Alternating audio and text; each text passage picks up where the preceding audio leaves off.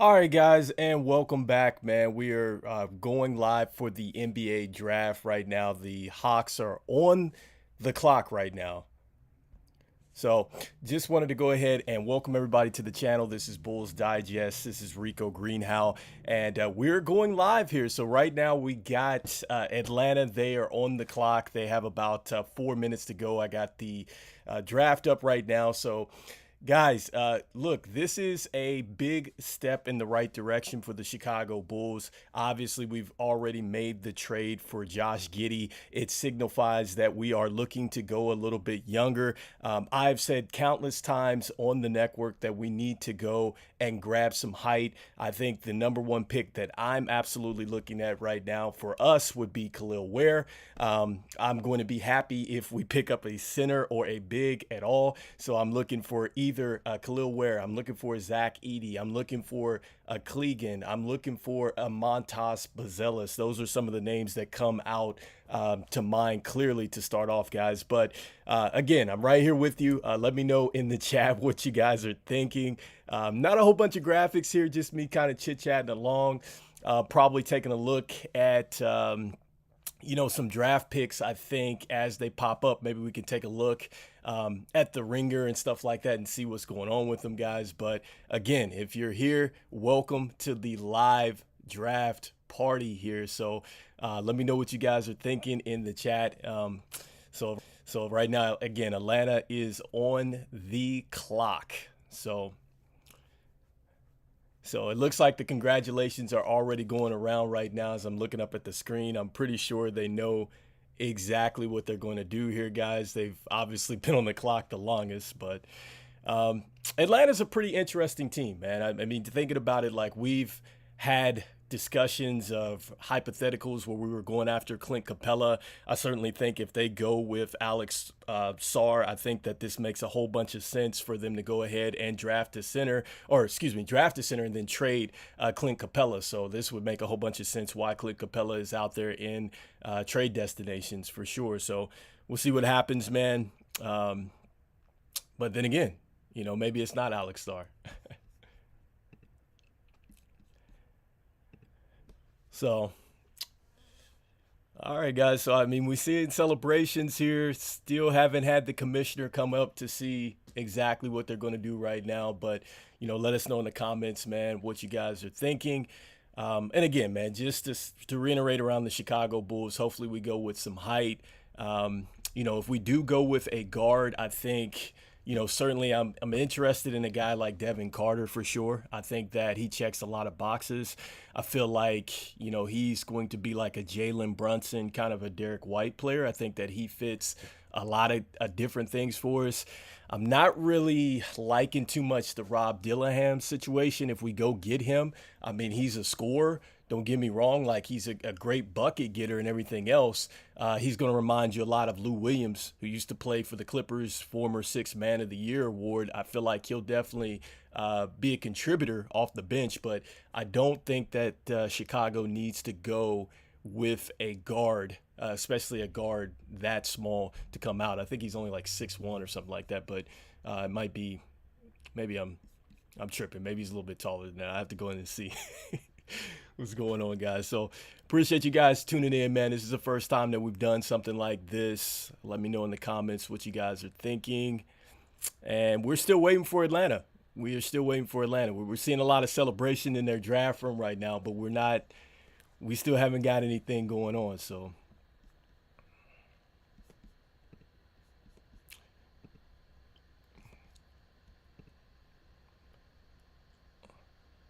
So here we go. The pick is in. It looks like the commissioner is getting ready to head up to the screen, guys. And let's see what's going to be here. So the number one pick in the draft.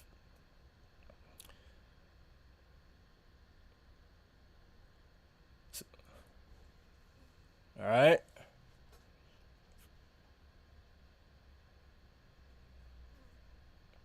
Okay, so Zaccharie Risacher. He's the first pick in the draft. Probably messed up his name. That's why I'm not out there calling the name, from France, the wing. So it is not Alex Sarr. Interesting.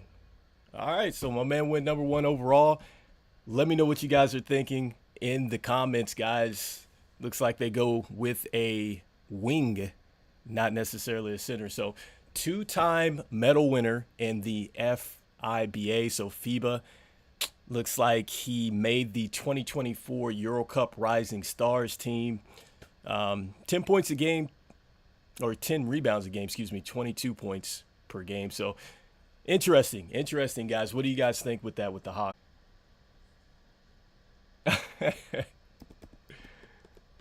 Yeah, I feel that, man. I hope we do pick somebody good, man. I don't know, man. I mean, it's a lot of talk right now around, players coming over from France. I know that they're saying that they're on the up right now with Wembanyama, and I guess with Alex Sarr, too. I guess he's actually a Frenchman as well. Even though he's had like an interesting path, man. He's played at like 3 different places, and I found that really interesting. But, hey, I guess Atlanta felt like that was the best deal for them.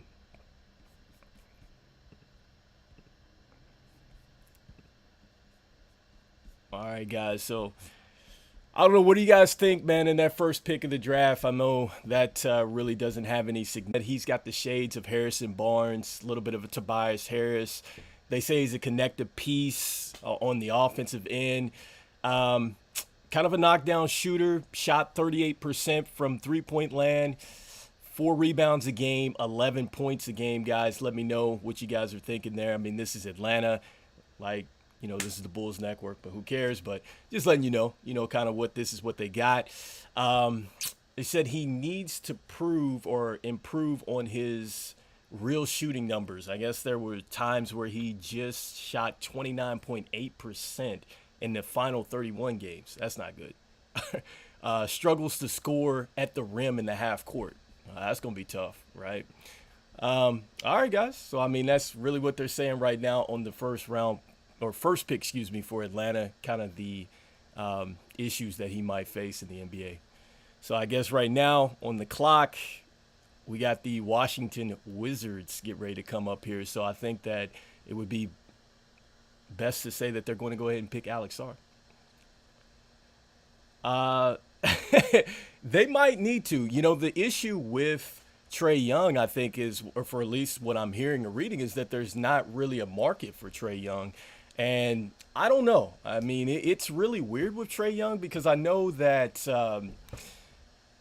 he pouted around, and I think he got their coach fired, if I'm not mistaken, man, after like a really good season where they got down to like the Eastern Conference Finals or whatever the case may be. So really weird year for Trae Young, and he got hurt too as well. So I don't know. I mean, it's like, do you move on from Trae Young? Do you move on from him and DeJounte Murray? I've heard that some people were saying that they want to keep one or the other, but yeah, it's not a real market for Trae Young, which is interesting. I mean, he can certainly shoot the ball. He does get assists. So I don't know.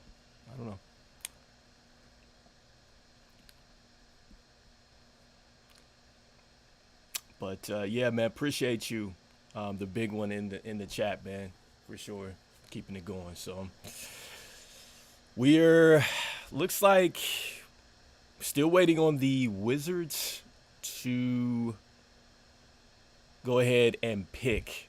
They're on the clock. Nothing going on right now. So we know that the Washington Wizards are a pretty terrible team at this point in time. I mean, historically bad. 15-67 record. That was pretty bad, but they do have Kyle Kuzma out there. And Bulls also need to re-sign P. Willie. I mean, it looks like that they are on course to do so. I mean, they did go ahead and they put out an extension for him.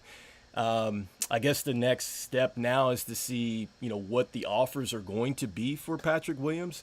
But the Bulls are in control because they've extended his qualifying offer out there. So the Bulls have been saying that they want to bring him back. P. Will said he wants to come back. He does fit the timeline for the young movement that it looks like is taking place. But I'm with you, though. I'm definitely not looking to spend a whole bunch of money on a guy that he was a sleeper pick at 4, and he's still probably sleeping at 4. So hopefully he wakes up if we go ahead and extend him one out, but hopefully not for a whole bunch of money. So that's where I am with P. Will. So still waiting on the Wizards to pick up, man. So yeah, I mean, another question too, guys, is like I would pose, like, do you guys think that we're going to move Zach Lavine tonight? Like, do you feel like we're going to move Zach Lavine and get some more additional draft picks? I mean, that's certainly interesting. P. Will, definitely a good three-point shooter and a good defender. That's true. He is. He is a good three-point shooter. He's very solid, and he is a good defender.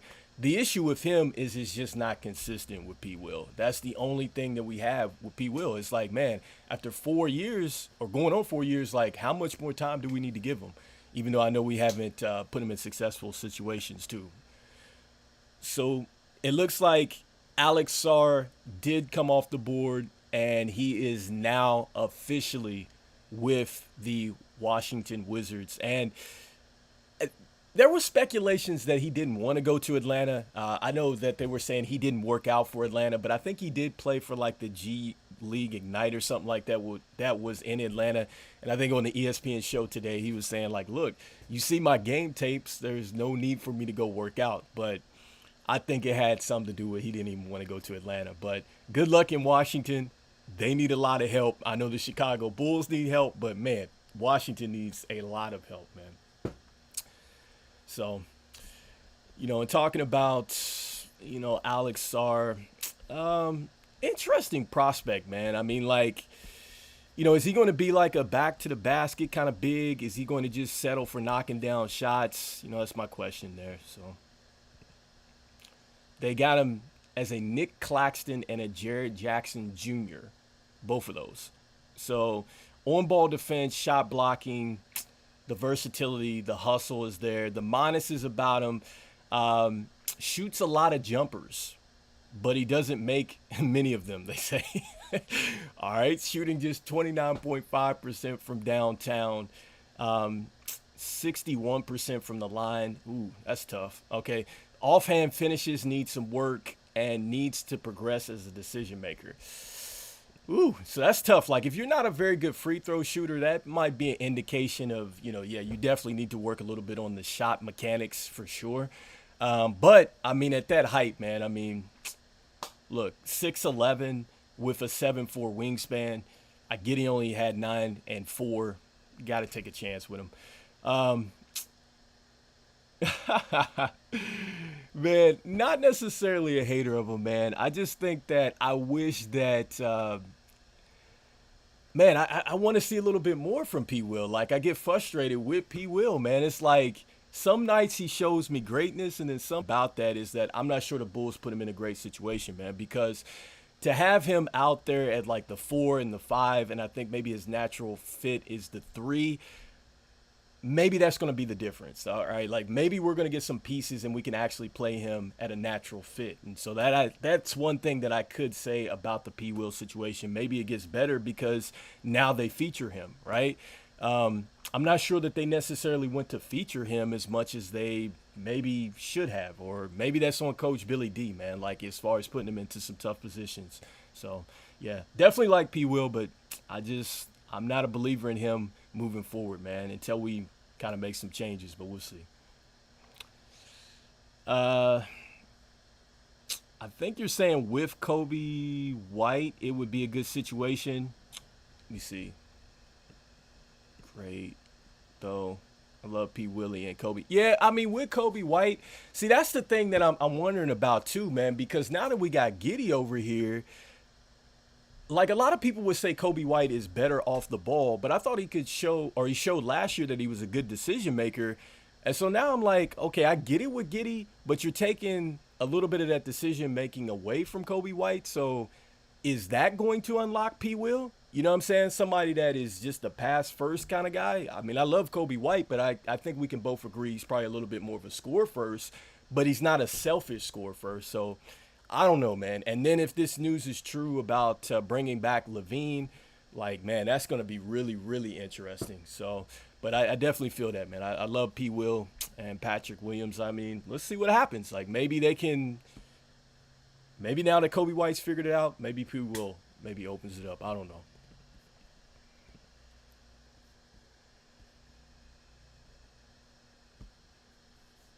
So looks like Alex Sarr is kind of getting definitely emotional out there. Understandable, man. He's finishing up his interview. So we have got 2 picks down, guys, and we're heading into pick 3. So pick 3 is interesting for us because we were talked about possibly moving up with the Houston Rockets to go out there and get Clingan. Clingan is a guy that many people probably ping as maybe the best shot blocker in this draft. I would take him because we need a big, for sure. But, he's going to have to work a little bit more, I think, on his foot speed for sure. He's going to have to work on probably getting a little bit better in pick and roll coverages in the NBA. But as far as his instincts to block shots, I love that. And he's also going to have to probably work a little bit more on his offensive game, like kind of get a defined role. Like, the difference between like a guy like Edey or Kel'el Ware, you can definitely see the difference, man. Like they have an actual game where it's like, okay, Edey is going to go to the post.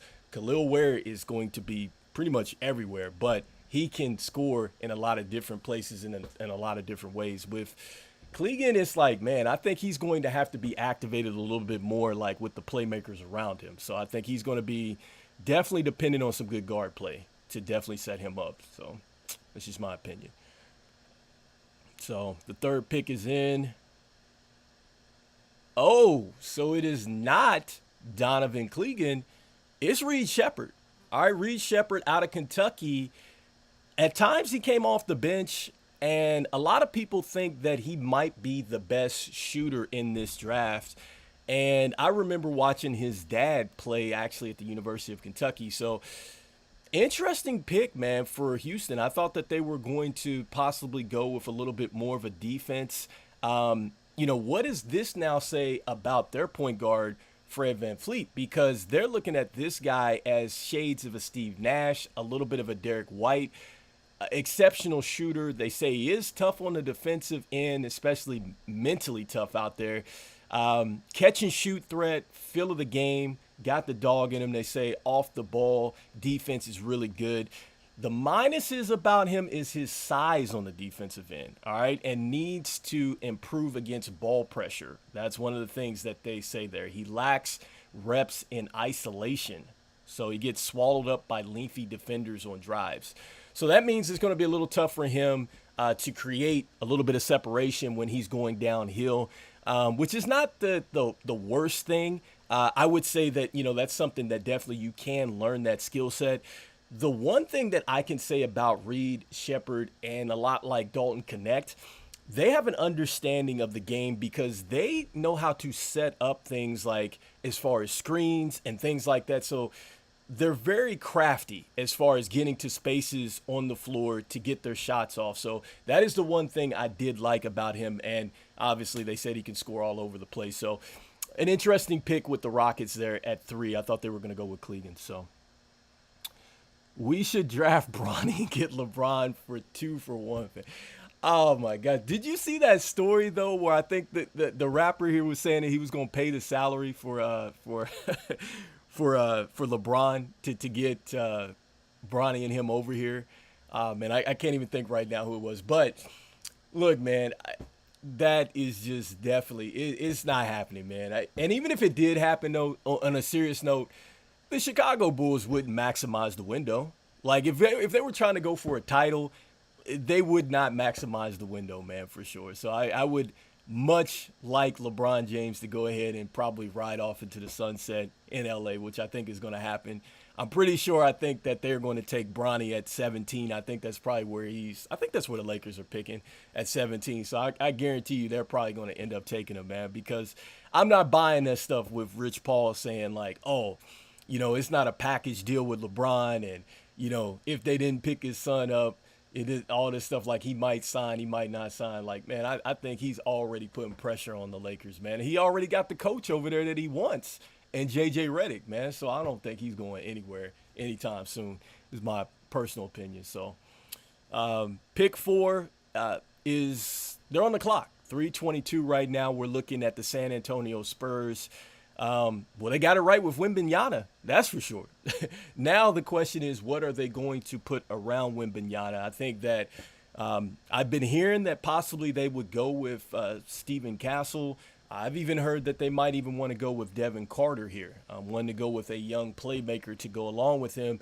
And I think both of those picks would make sense.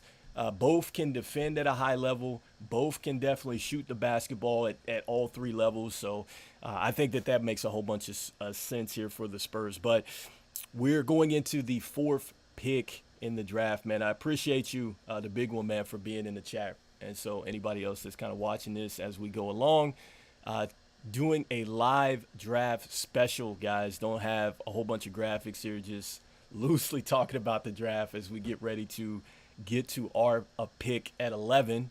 Or do we have multiple picks coming? Are we going to trade Lavine? Or are we going to shake it up? I don't know. You know what I mean? You got the Knicks out here making it happen, going out here and getting Bridges. Whole bunch of picks being swapped, but nothing from Chicago right now. So, oh, man,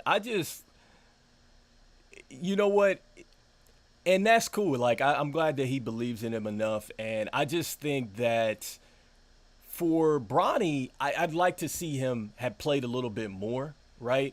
But I do love the fact that he went to the combine, he competed. I love the fact that he came back from such just an adverse situation, man, with everything that he's gone through to get here. And so I definitely got respect for him in those regards, man. I just think that at that height, at 6'1", man, shooting's not really his calling card. And I'm like, man, for him to come in at that height and be effective and to crack the rotation, he's really going to have to be on some like Bruce Bowen kind of stuff. Like, I'm talking about like defensively lock some people down and also just be he can't miss with that corner three. All right. And that's one thing that I think was tough for him at USC. I think they put him in a lot of stationary places, man. So I appreciate you, man, for being in the chats, man, for sure, man. So look, man, yeah, that's my take on Bronny, but I hope he does end up getting to the NBA, period. Like, I think that if you never know, too, man. Like, giving a chance for some people, man, it's just all about the chance sometimes, man. I love what is it, Matas Buzelis said, and he was talking to Andy Katz, man, and Andy Katz was like, look, how much does the situation matter? And he was like, dude, the situation matters, but you also need a franchise to believe in you. So if he gets both of those, he might be successful, for real. So the fourth pick is in right now for the Spurs, and there he is, Stephon Castle. I just talked about it. I thought it was going to be either him or Devin Carter, at that point. And so I think that they're getting a solid playmaker over here with Wembanyama. You have to love what they are starting to develop. And listening to him in his interview, he definitely sounds like a Popovich type of player, man. Like, this guy has a little bit of that, Kawhi Leonard kind of feel to him. Definitely the Bruce Bowens feel. I feel that David Robinson in him. Like, he's very, very straightforward, man. So I think that this is going to be a good pick for the Spurs. And look, man, the one thing that they said about him is, could he shoot? And I think that when you looked at the NCAA tournament, guys, he proved that he could shoot, and he proved that he could hit some big shots. I mean, here he is coming in, I believe, as a freshman. They compare him to an Andre Iguodala type of player.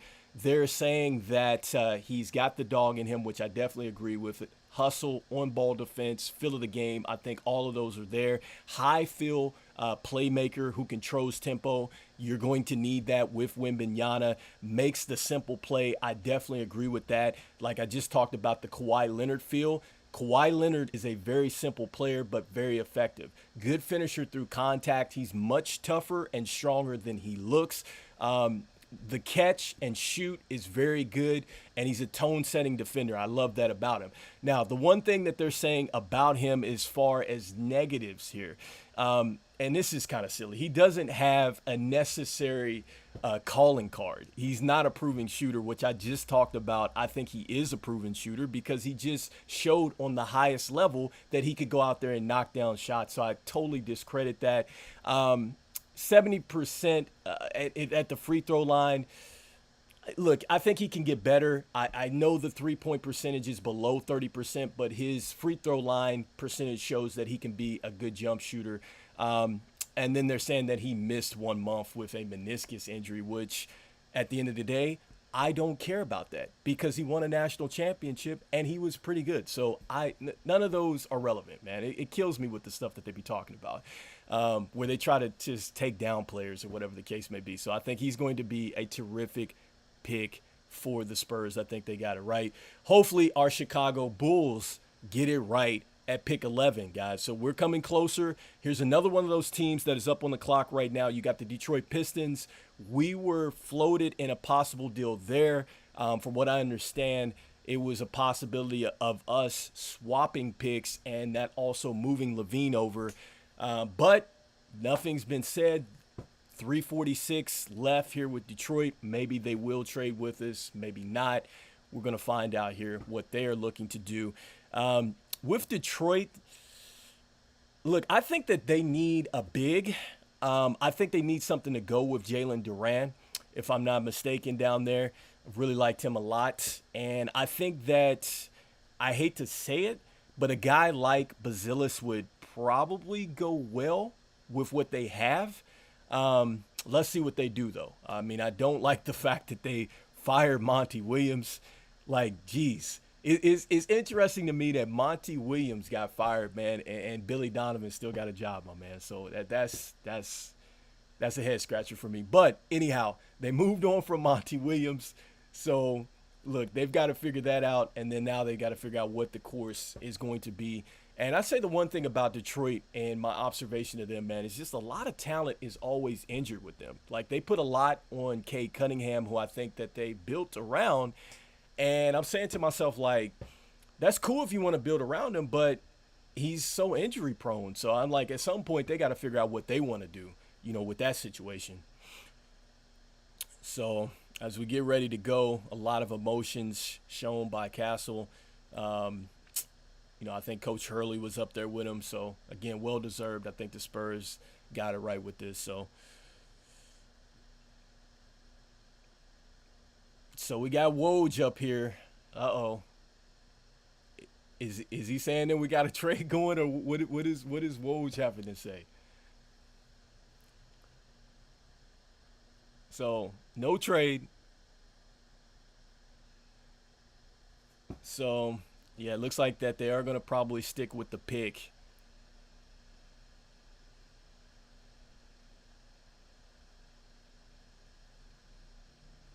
Okay. All right, so according to Woj, what he's saying here is that right now they're down to 1:35. He's saying that there's a lot of teams that are hitting the Pistons up right now, trying to possibly move up. Nobody's made anything official, but we're waiting to see. And also, too, Clingan is there as well, which I'm not sure that makes a whole bunch of sense because you already have Duran there. So it looks like they're clapping it up. They're making a call. This looks like they definitely have picked somebody up. We're just waiting to see the commissioner come up here.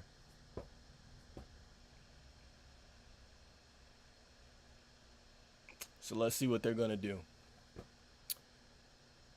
So, yeah, man. Do we think that Zach Lavine is going to be moved tonight?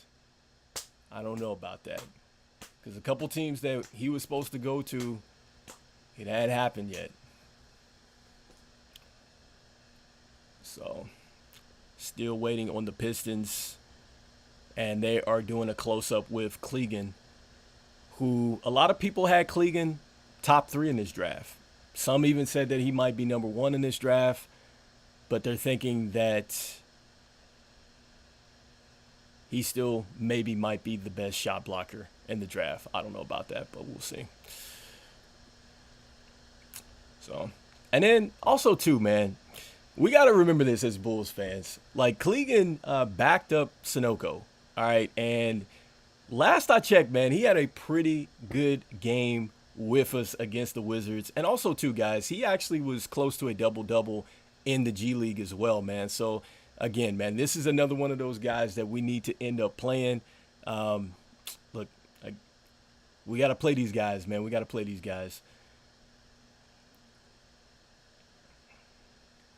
So the time is ticking down, man. The Pistons is taking all the time that they can before they get this pickup, guys.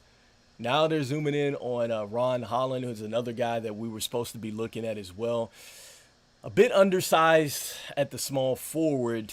Doesn't shoot the ball is great, but he's more like a very good slasher, and he's a very, very good defender. I mean, like all the things you could say about defense, that's what Ron Holland has for sure. So here we go. The 5th pick in the NBA draft. It is official. The commissioner is up. And select. Oh, they went with Ron Holland II.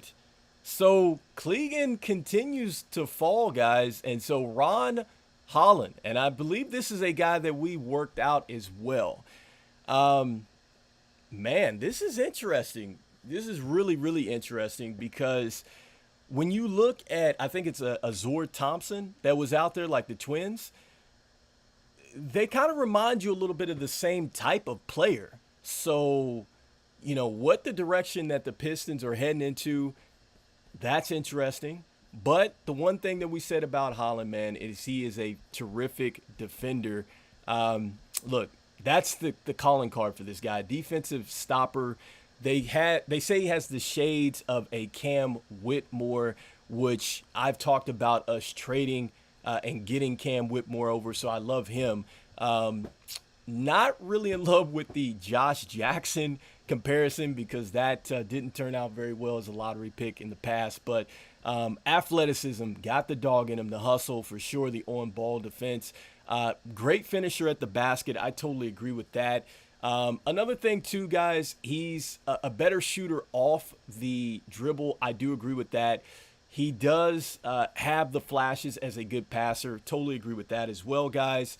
But his minuses, man, not very fluent in his shot making, all right? So he's not a very good spot-up shooter, struggles to kind of get around people as well, and needs to improve on his offhand. So, but other than that, guys, you're looking at a guy that averaged 15 points a game, shot only 27% from downtown. That is a huge question mark, but he did get 7 rebounds and about 2 steals a game. So that's a plus, guys. So, you know, again, it looks like the Pistons have gone out and they got their wing here. So let's see what they are building in Detroit to go along with, I think, a Zor Thompson? I think that's the one that's over there. So tough.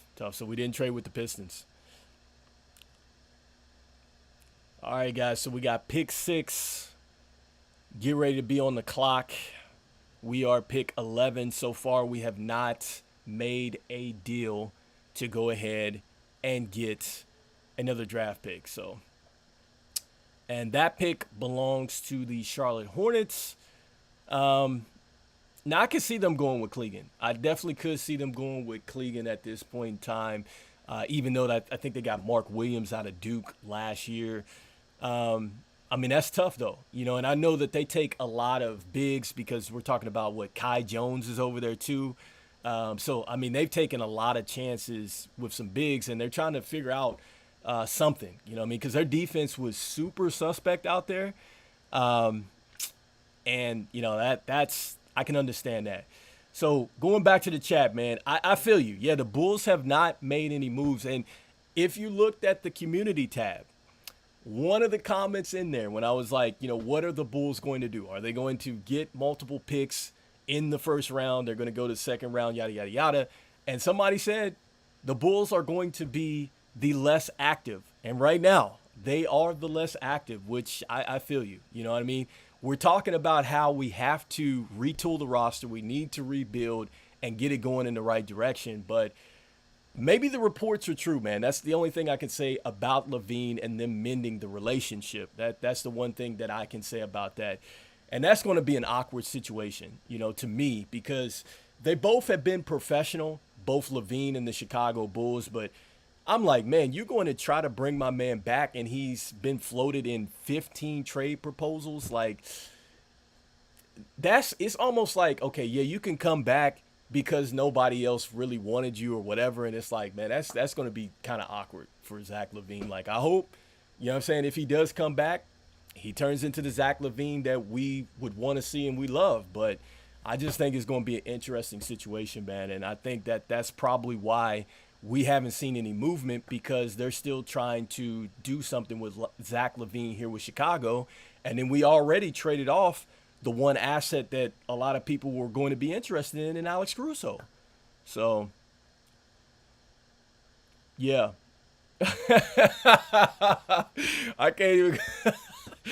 Man, I just, you know what? I just hope that Josh Giddey is able to perform at a high level on the court. That's all I'm gonna say. Like, I hope that Giddey comes in, man, and he can be like a triple-double threat out there. You know what I mean? Because before he was working with Shai Gilgeous, and, you know, I get it. Shai Gilgeous took, like, steps, man. Like, Shai Gilgeous got really, really good, and OKC itself got, like, really, really good. Like, you know what I'm saying? It basically, they turned him into a how can you say it, just a spot-up shooter. And it was like, dude, that's not his game. He needs to have the basketball, which is why I'm worried a little bit with Coby White and him.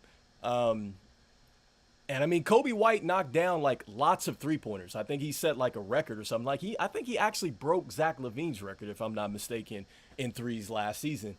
But that was all off the dribble. It wasn't just standstill three-pointers. And I hope that they don't do that to Coby, and I hope they also don't do that to Dosunmu. Both of those players are very good going downhill handling the ball. So that's the one thing that I will say with Giddey, man. Like, I just hope that Giddey can kind of come in, man, and just be the Giddey that we need, man. The dude that's out here getting triple-doubles and a double-double every night, you know, just getting a lot of paint touches and everything else. Because, look, if we do get Kel'el Ware, like, we need somebody else, man, that's going to make it easy for Kel'el Ware. Now, I've said it before.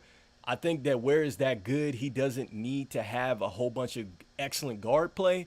But if you can get him 6 to 8 easy points a game just off, you know, just nice assists and stuff like that and easy lobs and transition, like, that's just going to make the team that much more better, man. We're getting easy buckets because we struggled in transition, man, and that's the one thing we need. We need to pick up the pace, and we need to get some easy baskets, man. We can't afford to just stay in this half-court offense all the time. So I think we found that out, you know, once we lost Lonzo and everything else. But anyway, guys, we're waiting. We're at that commercial here where they've got to pay some bills.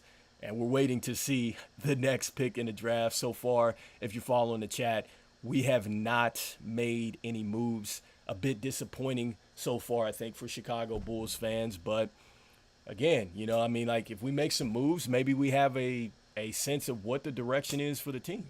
You know, nobody knows at this point in time. So, we'll see. So, you know, with that said, man, let's go over a little bit more with the news that's out there. Obviously, we've talked about P. Will and his situation. The Bulls have put a qualifying offer out there, puts the Bulls in the driver's seat to match offers and, you know, be in the negotiation table with Patrick Williams versus just outright letting him go. So that's a good thing. And then, you know, obviously we're trying to figure out what we want to do with Lavine. Like, are we going to make it up with Lavine? Are we going to use him and, I guess, use him as a building block? Which would mean, in my opinion, that DeMar DeRozan is gone. But we'll see there. Another thing, DeMar DeRozan, I think his contract negotiations have slowed down too. So, but it looks like the 6th pick is in. The Hornets are selecting, and they went with Tidjane Salaun. Hopefully I said his name right. But I talked about him on the channel. So, look, he's interesting, I think, as a defender. I thought that looking at his tape, there were some things that he did off the ball that I was like, wow, it was amazing. You know, there was sometimes he knocked down the shot and it was like, man, it's pure. But you just have to ask yourself with a consistency standpoint with him, you know, just how good is this guy? You know what I mean? Because I think that the one thing about him is, you know, he's going to be a project player, you know, for sure. I think that you're going to have to develop him a little bit more. 9.7 points a game. He did shoot 31% from downtown, 3.9 in the rebounds, and a steal. He does have a 7'1 wingspan. Now, athletic finisher, just talked about that. The defense, he is a nuisance off the ball. You're going to see him get into the passing lane a lot. You know, but the one thing is he didn't shoot the three ball up until this season, so that's why a lot of people are like, is he really as good as he's advertised shooting the ball? And then also, too, they say that he's pretty sloppy and loose with the basketball, so he passes into a lot of turnovers. Needs to become more fundamental on the ball as a defender. You know, with that, I mean, that just means that you need to pay a little bit more attention to detail. But when you look at his tape, you like his instincts. I mean, that other stuff, you can get that off a scouting report, and that's going to come with just working, I think, with coaches and things like that. So it's not that much of a project, and if Chicago would have taken him as a wing, I'm not going to be too mad at that, all right? Because the potential is he's going to become a two-way player. They're thinking he's going to be a lot like an Aaron Gordon or Chandler Parsons, guys. So not bad, not bad. So back to the chat. If the Bulls get a good player, I definitely, definitely, I feel you, man. Go do you if they get a great player, man. We celebrate. We celebrate. We celebrate. We celebrate. I hear you, man. The next Kobe. Ooh, gosh, man, that's a tough question. Mamba mentality. Okay. Full disclosure, I'm not saying that they're going to be Kobe because Kobe's a legend. He's a great, up there with our guy MJ. But I like TSJ. You know what I'm saying? Like, I love the way he competes, man. He's got like, my man has that dog in him, dude. I like TSJ, man. You know, Terrence Shannon Jr., man. Like, I definitely think his mentality, I love it. Like, I definitely think he's that type of guy that is going to be, man, he'll go through a brick wall for sure. You know what I mean? Especially, like, attacking downhill and stuff like that. Like, on tape, I don't think I've seen too many people that was doing what he was doing in the open floor. And for sure, like, the improvement that he's done, shooting the basketball, and the way he like bullies people on the defensive end. I said that. And that's kind of like, that reminds me a little bit of kind of what Kobe used to do to some of his teammates in practice. Like, that's what I get out of him, man. So maybe it's him. I'm not sure if you're going to get that from like Carter. Maybe you get that from Dunn. You know, he's a pretty good defender out of the University of Virginia. I talked about him as being like a deep sleeper. He showed a little bit of that swag, I think. But we'll see. We'll see for sure. So Portland is up right now, guys, and they're showing Clingan. I hope that they take him and not our guy, Kel'el Ware. But right now, they're linked to a big man. So, you know, I'm thinking that if, Aiden? Yeah, if Aiden is on the trade block, then for sure I think that Clingan, maybe he fits what they want to do with Scoot Henderson. You know, what they got with Shaedon Sharpe out there. You know, perhaps Anthony Simons. Maybe that's the direction that Coach Billups and those guys want to go to. You know, although I did talk about the fact that with Clingan, he's definitely going to have some good – he needs to have good guard play for him to be successful. Like, he doesn't have, like, a defined offensive game. So, we'll see. So, the pick is in. It's up. They went with Clingan. All right, so Clingan is off the board, guys. So, this is another guy that we were linked to possibly going up to get. And Chicago's not being aggressive. They've stayed away from the first 7 picks, and Clingan is now off to Portland. Now, I hope Clingan is successful out in Portland. The one thing that I will say about Portland bigs, man, is they have had a history of getting hurt. All right, and so I'm talking about Zach Collins. He didn't have a good stint over there. He got hurt. My man out of OSU from back in the day, he got hurt. Oden, right? Remember Greg Oden? He got hurt. So that's the one thing I will say about Portland when they draft bigs, man. It just has not worked out well for them.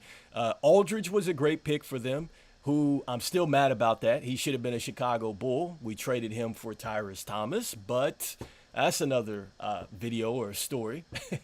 But Aldridge was successful. So, my whole thing with Clingan, man, is he's got to be in the right situation. I think that he is for sure going to be a guy that is going to go in for sure.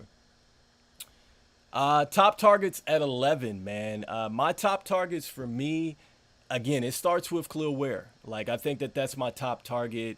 I'm going to go with Buzelis. I liked Tyler Smith up there. If we're going to start to go into guards, I'll take Devin Carter. For sure, I'll take him if we're going to go with a guard. I think he makes a lot of sense for us. So those are guys that I think right now are top. Zach Edey, I'm going to put him out there because we need a big. I'll take him as well. I think that Edey, if he's able to get and turn into maybe a more of a, he doesn't have to knock down a three, but if he could knock down a mid-range to go along with his vicious post game, I like Edey a lot. You know what I mean? I like Edey a lot, especially if he gets a little bit quicker, which I think he can do. Because the one thing that I will say about this guys and the people who have been out there kind of saying like, no, stay away from him, he's gotten better each year he's played basketball. When he first got to Purdue, he wasn't even in the top 400. And he worked his way to be one of the best in college basketball. And I mean, he's getting the awards, man, with some of the best that have played the game. So he's certainly earned his right, man, to get the shot in the NBA for sure. Yeah, I feel you, man, because look, that's my thing, man. I think that I hope that they go with a center, but if they do go with a guard, I keep saying that, like if they do go with a guard, it better be a guard that when we look back at this draft, is like, why did they not pick him up? Like, I was just thinking about it. I'm like, Jalen Brunson, when he came out, the fact that he was a second-round pick, I think, for the Mavs is laughable, right? Like, all the stuff that he did in Villanova, man, and for him to get there, and he showed out his rookie season. Like, he showed that he absolutely was a rotational piece. And that's what I'm saying. Like, if the Bulls get a player that is a guard, it had better be a guard that is vicious. Like, it has to be a guard that can play right now. You know, if it's the guard from Baylor, like, he's definitely tough. Again, Carter, I like him because his father played in the NBA, watched him play for the Miami Heat, and he has the Heat culture. I think the fact that he's grown up in the NBA like that, you have to know he's done a lot of pro workouts along with what he did in college, his improvement. So that's why I'm like, all right, if you're going to go there, you better do that. And you had better find a way to get another pick to address the height situation. Like, we need to figure out the front line. So I'm hoping they don't do this, man. But here we go again. The Spurs are up. We've still made no moves. We're not hearing anything from Woj about Lavine or any other trades, man. So right now, we're stagnant at 11, man. We're stagnant at 11. So, and also, too, man, another guy that's out there, I forgot to mention him, is Cody Williams, Tristan da Silva. Those are a couple names, too, as well, that I would take a look at, too. So I'm not going to be mad if we pick up a Tristan da Silva as well. So right now, Jay Billis is saying that Matas Buzelis is still available, which is true. Man, that would be a heck of a front line. Could you imagine Buzelis and Wembanyama with Castle, who they just got from Connecticut? That's tough. Suddenly they become a lot scarier. So we'll see what happens, man. I'm hoping that they draft a center as well. I've been pushing for somebody on the front line. Like, we need to improve on the front line. And to be honest with you, man, like, we need something. Should it be Zach Edey? Initially, he's not my primary. But again, if we have to get Zach Edey, I'm not feeling like it's a bad situation with Zach Edey. He loves us. I think, like, if you listen to his interview, he said that Chicago reminds him a lot of Toronto. He said that he's going to be a force in the paint. I love that. He's going to bring a level of physicality that we're not getting with Vooch. And honestly, it's a level of physicality that we probably lacked since Joakim Noah was here. We need a center that's going to punch some people in the mouth. Zach Edey is that type of guy that will do that. And initially, he's going to have to start in the post with a back-to-the-basket game. He's going to block a lot of shots. He's going to create a lot of havoc for people coming down the lane. I love that. As his game develops, which it showed in the draft combine, if I'm not mistaken, he shot the ball very well, which tells me, like I was saying earlier, he came in, he wasn't even a top 400 player in Purdue, and he worked his way to this point. I have to believe that that fire is going to translate to Chicago. So that's what we need, guys. We need somebody who is going to change the culture of our team. We need guys like that. So I'm hoping we do go with that kind of hype, man, with Zach Edey. But we'll see what happens. Again, we got the Spurs. They're on the clock. Cody Williams is still out there for sure. We still got a chance with a guy like Tristan da Silva. He's out there. But let's see. It looks like the podium, they're going back to the podium right now. And the guy I was talking about from Baylor, too, was Jacoby Walter, as well as another guy I'm talking about, if we were to go with a guard. So the 8th pick is in, and the Spurs are going with Rob Dillingham. Okay, so they go with Dillingham. Again, I compared him a lot to Lou Williams. Okay, that was my whole thing with him. Remember Lou Williams from back in the day. He was the 6th Man of the Year award winner. So I like this pick, especially if they're looking to go ahead and fill out their bench, guys. He is an electric bucket getter is what they're saying here on the Ringer. 15 points a game, 44% from downtown, so he shot the ball very well there.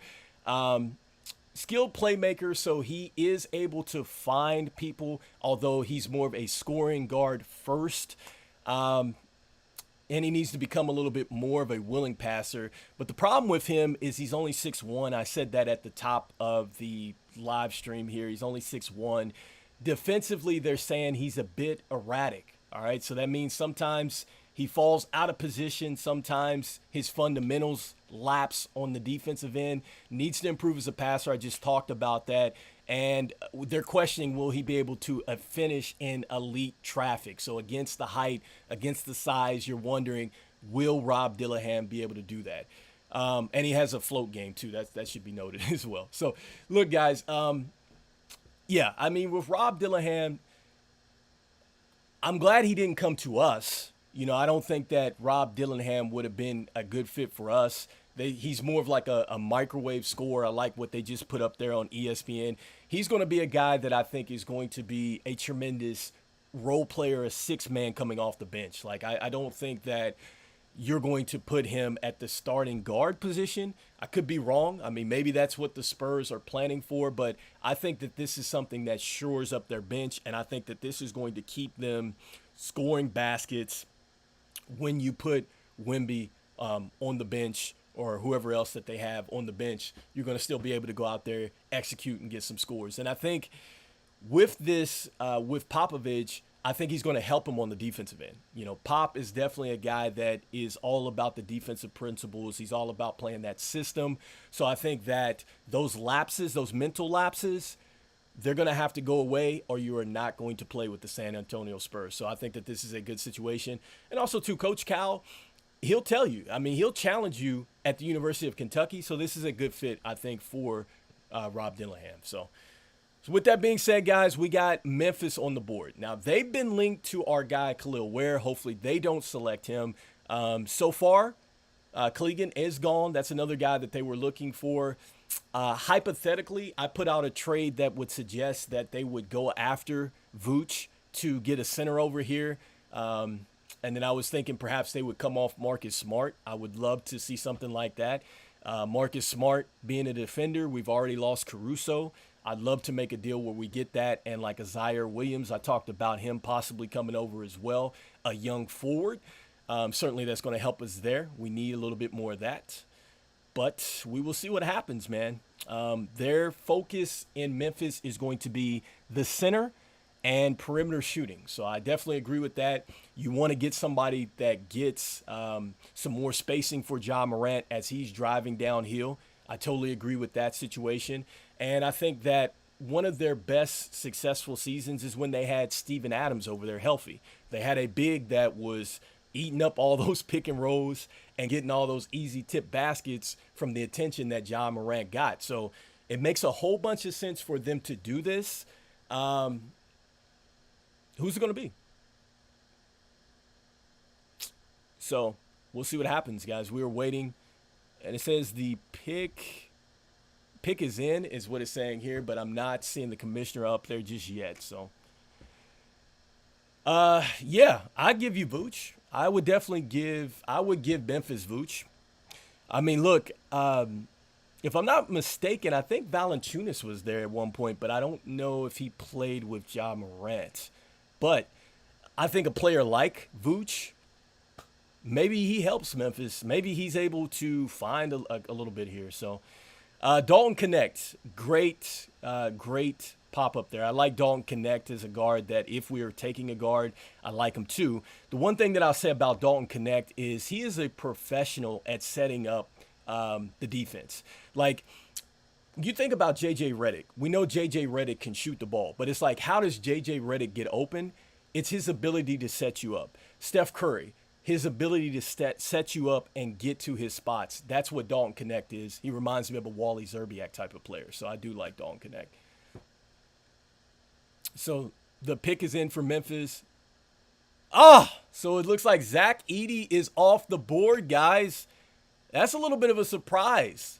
Zach Edey to the Memphis Grizzlies, and I gotta say, I like what Memphis just did. They addressed their center situation. So, yes, that's right. Edey is gone. We have not traded up, but we still have a chance at our guy. The teams that were supposed to take Kel'el Ware have not taken him, but Edey is gone. Clingan is gone. That now leaves us with the hope that we can get Kel'el Ware, and we have not made a trade to get multiple picks, guys. So we'll see what we are going to do. But yeah, Zach Edey is headed over to the Memphis Grizzlies. And look, I like what they have. All right. When you add Edey right now in the post, you add it with a healthy Ja Morant. They've got Bane over there, right, to knock down jump shots. You still got Jaren Jackson Jr. roaming around playing the 4. Suddenly, Memphis got a little bit bigger in the West, and they're getting back to their old team, right? Remember when they had Z-Bolt? They had Marc Gasol over there.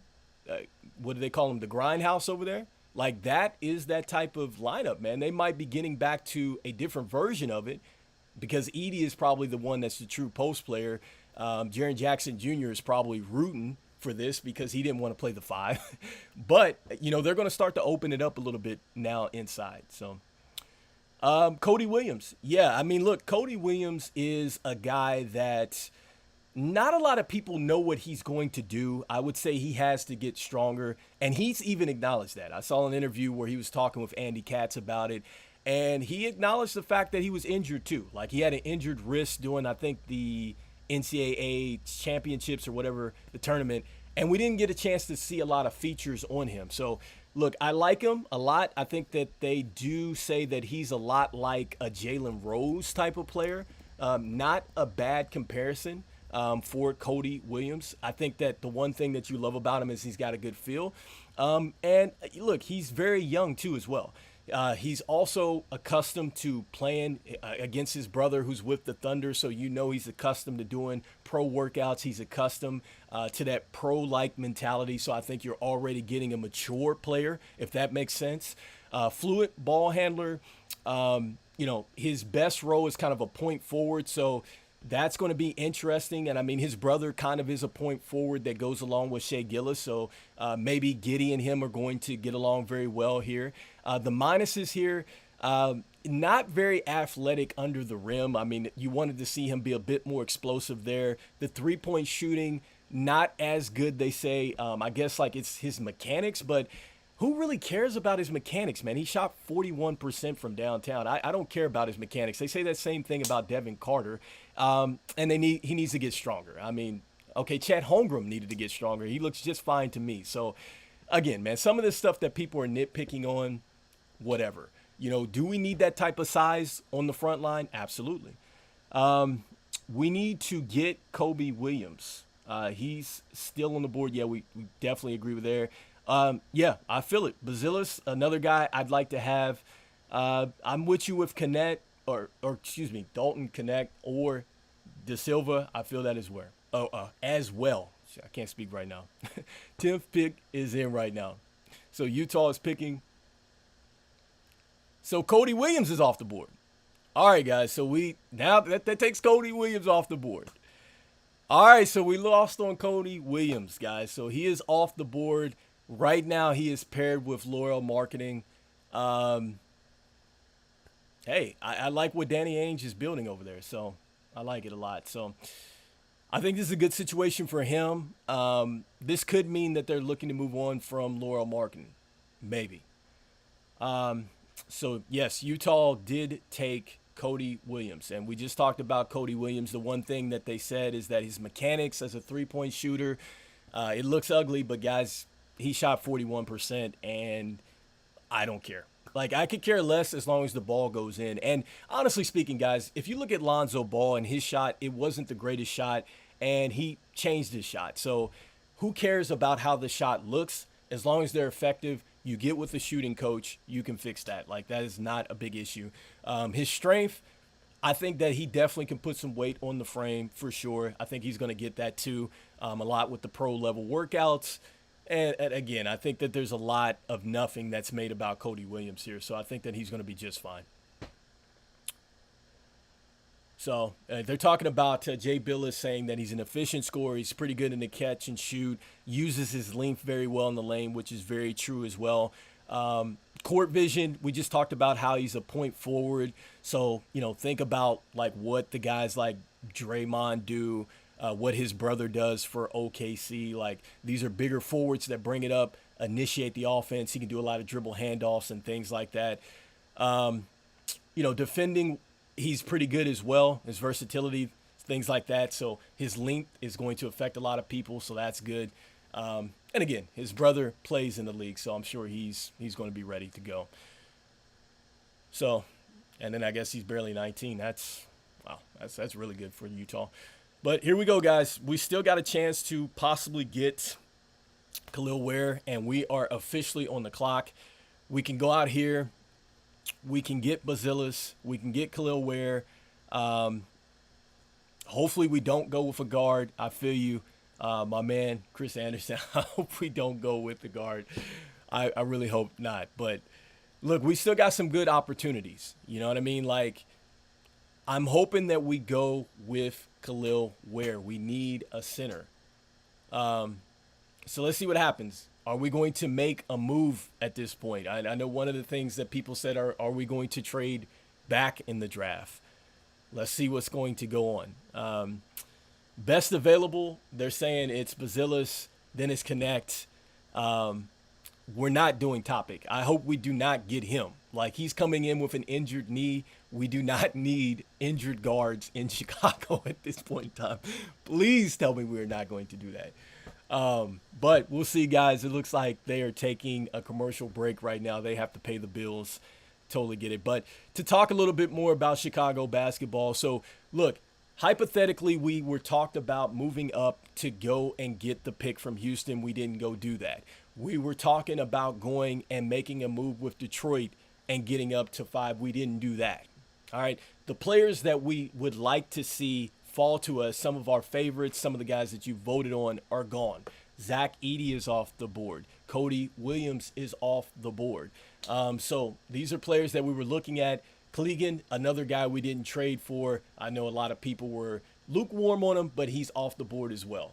But we still have a chance at Kel'el Ware. We still have a chance at Buzelis. We still have a chance to possibly get multiple picks, guys. If we don't do anything here today with picks, then this is it, right? And then we're going to have to look into the future drafts to get some more capital there. Not unless we're going to somehow make a deal to move us into tomorrow night. But that's a likely scenario too. Maybe we're going to make a move that is going to net us a pick in the second round, or we're going to get multiple picks there, or we're going to get nothing. So we'll see what happens here.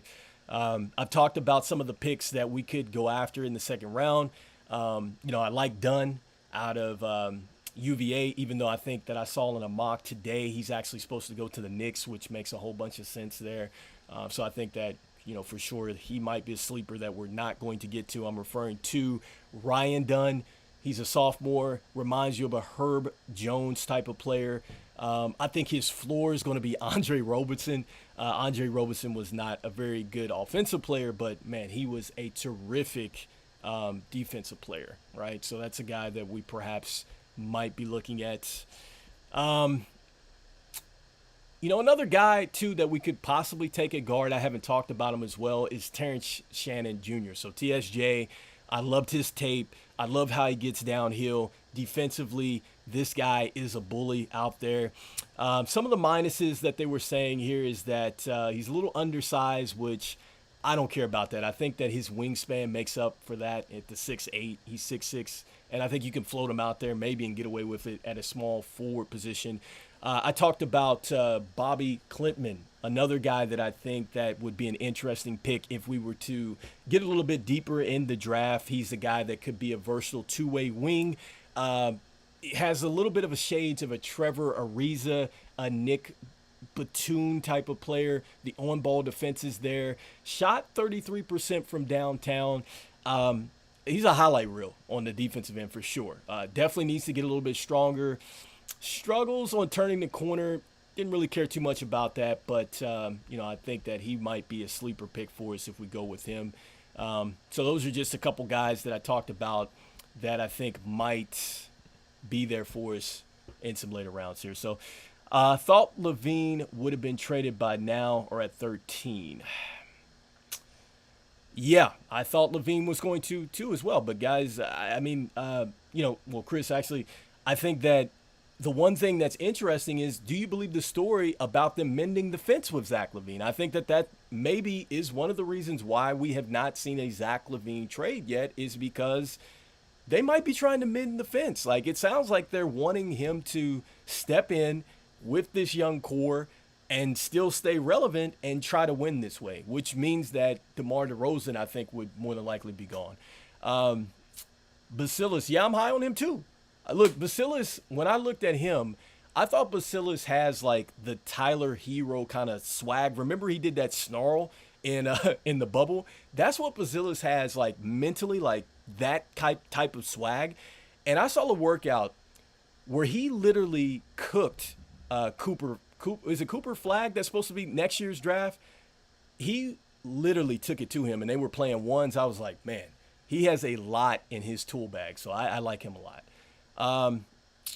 To swing the Kuzma trade, I think so too. I think that they're trying to get rid of Harrison Barnes. It makes a lot of sense. He needs to be traded since Lonzo is back. We'd have Kobe, Ayo, and now Giddey. Yeah, I think that Lonzo, man, we've waited. Well, I'll answer that, but we got our pick in, so let's see what we do. So the commissioner's up, selection is up, and we took Buzelis. We got Buzelis, baby. We took the home kid. We got Buzelis. Okay, so it's not Ware, but we got Buzelis. We got us a legit 4. Look, one of the things that he told Andy Catt in the interviews, he said, look, right now I feel like I can guard 1 through 4. I'm going to put on some weight. I'm going to be able to play the 5. So I like the fact that we got Buzelis here. All right, so we didn't get our guy Kel'el Ware, which I'm super, super high on. Maybe we're getting ready to make a deal and get him, but right now we got Buzelis, so I like that. I wanted Ware too. I wanted Ware too. I want Ware too. Look, we still got a chance. Maybe we're going to move Lavine for another pick in the first round. Maybe. Yeah. Let me go back. I'm going to talk about that with the P Will. So first we were talking about if they do, that'd be foolish. So I think you're saying, Io now, Giddy. Oh, if they bring back Lavine, yeah, it would be a little bit of a foolish game. I think so for sure. There are two centers next year. Yeah, that's true. We do have a chance at next year's draft. I wanted Ware. I did want Ware too as well. Kobe's with it for sure. P. Willie is gone then. He definitely is not going to be able to play the 4. Like, that's going to be now a 3. But hold on. Before we say that P. Will is gone, this also means that maybe DeRozan is gone now. Because now that means that you have your 3 and you want to pair him with Buzelis. So, not necessarily that P. Will is gone. Maybe they're going to give P. Will another shot and give him a chance at his natural position, which is the 3. But let's see here. Trade Lavine still. Yeah, they could trade Lavine still. There is maybe somebody in the later round wants to take Lavine. Like, maybe we do trade Lavine. That he's still on our team right now. Like, we've talked about trading Lavine. Like, I'm not going to give up hope that we might not make a deal. Like, I think we can make a deal in this draft still. I think we can still do that. And if Lavine is something of interest, then hey, let's talk. What are you talking about? Does this mean that we're going to net our guy? Where? Sure. You can have him. Maybe a sign and trade with DeRozan. It's possible. Look, he loves Chicago. We love him. But we go to him and we say, look, we're not going to get a championship right now in the next year or two. And that may be what you have left in the prime. So perhaps we can work it out to where you can get money and you can go to a destination that works for you, and we can get back some pieces that work for us. So we can be willing trade partners. Yeah, we should have, but we might even got a higher pick. We were told that it was a top 10 protected. So who knows? That's what's unfortunate. And we didn't even get any picks back from OKC. Like, out of the multiple picks that they had, we didn't get one. But look, Buzelis is super emotional. I love that about this guy. I think that he's going to flourish, man. Like, I definitely think he's going to flourish for us. We worked him out, so it makes a whole bunch of sense, guys, that we did get this guy. I guess they say that the downside to him, aside from the highlight clips, like, he started off, he was injured, I think, for the G League. So that was kind of a downside. And then he shot the basketball better in high school than he did when he got to the G League. But I think that that's something that can be corrected. And I personally, I don't care. As long as he plays physical inside and he's able to give us a post presence, I could care less. Like, I think he'll learn how to shoot the ball at this level. I don't doubt his shot. His shot looks good, actually, anyway. Kings fan in the chat, what would it be? Lavine for 13th and Kuzma. But here's the deal with Kuzma. Does he want to leave Washington? Like, Kuzma seems like very, like, comfortable with being in Washington. That's my whole thing with Kuzma. And he has a team-friendly contract. Like, I know he's signed for a ton of money, but I think that the contract he gets, it, like, lessens as the year goes along. So it's definitely a contract people would want to get. If the Bulls drafted me too. Yeah, I mean, in a good and a bad way, right? Like, yeah, I don't know, man, right now with Chicago. Hopefully we start to trend in the right direction. But the hometown kid is home. We've taken Buzelis. So let's see what we get, man, with Buzelis. So, but at least we get a guy that is like, it made sense. Like, it makes, we didn't go out and we didn't go get a guard. It's like, dude, we actually went out and got a power forward. So I like that. So see what happens. Ingram, if we get lucky. Man, you guys would want Brandon Ingram out there? I'm like, I don't know about Brandon Ingram, man. Like, with what Ingram showed at the last portion of the season in the playoffs, Ingram may not be that guy, man, because I think a lot of people, much like some of our younger players that we want to see just evolve into these great players, man. Ingram never found that, and he was a high draft pick as well. And what is this, his second stop? Yeah, he's with the Lakers and then with the Pelicans, and I don't know. I think he's digressed. So, yeah, I mean, I'm okay with the pick too. Like I said, I mean, he's 6'8", and he has a 6'10", wingspan. That's what the Ringer has him listed as. So, again, he's going to pick up some weight. He's supremely confident in guarding the 1 through 4.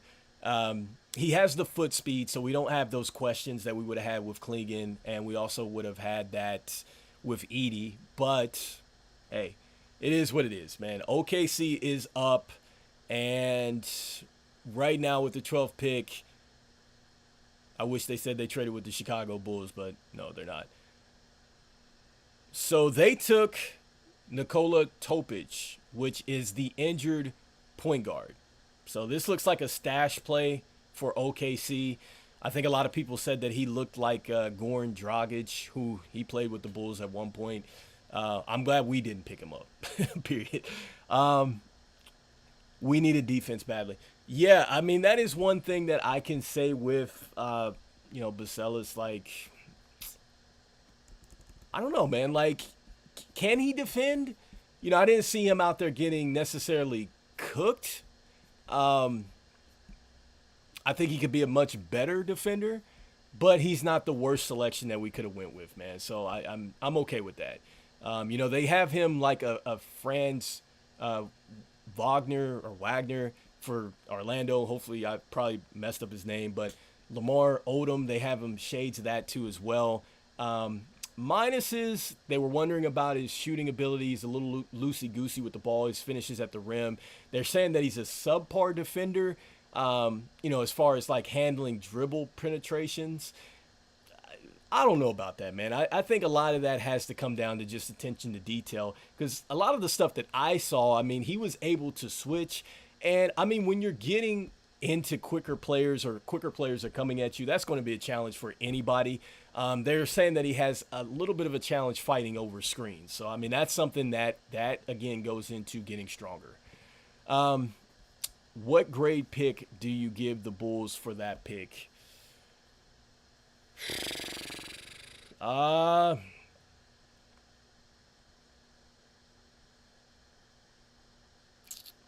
going to say I give them I'm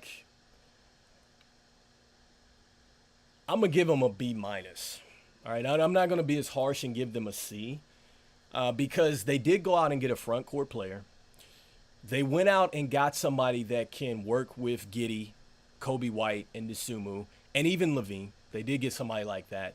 They got somebody that can do multiple things. They got somebody that can be a pretty good post player. They got somebody that can shoot a mid-range jumper. His three-point ability is questionable, but if he can do those first two things well, I'm good with that. So he can be a pretty good spacer.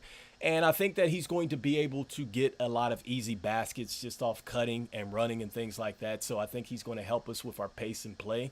I give it a B minus, man, because, again, I just think that they should have outright went for a center, and the guy that checks all the boxes is Kel'el Ware. That's just my personal opinion.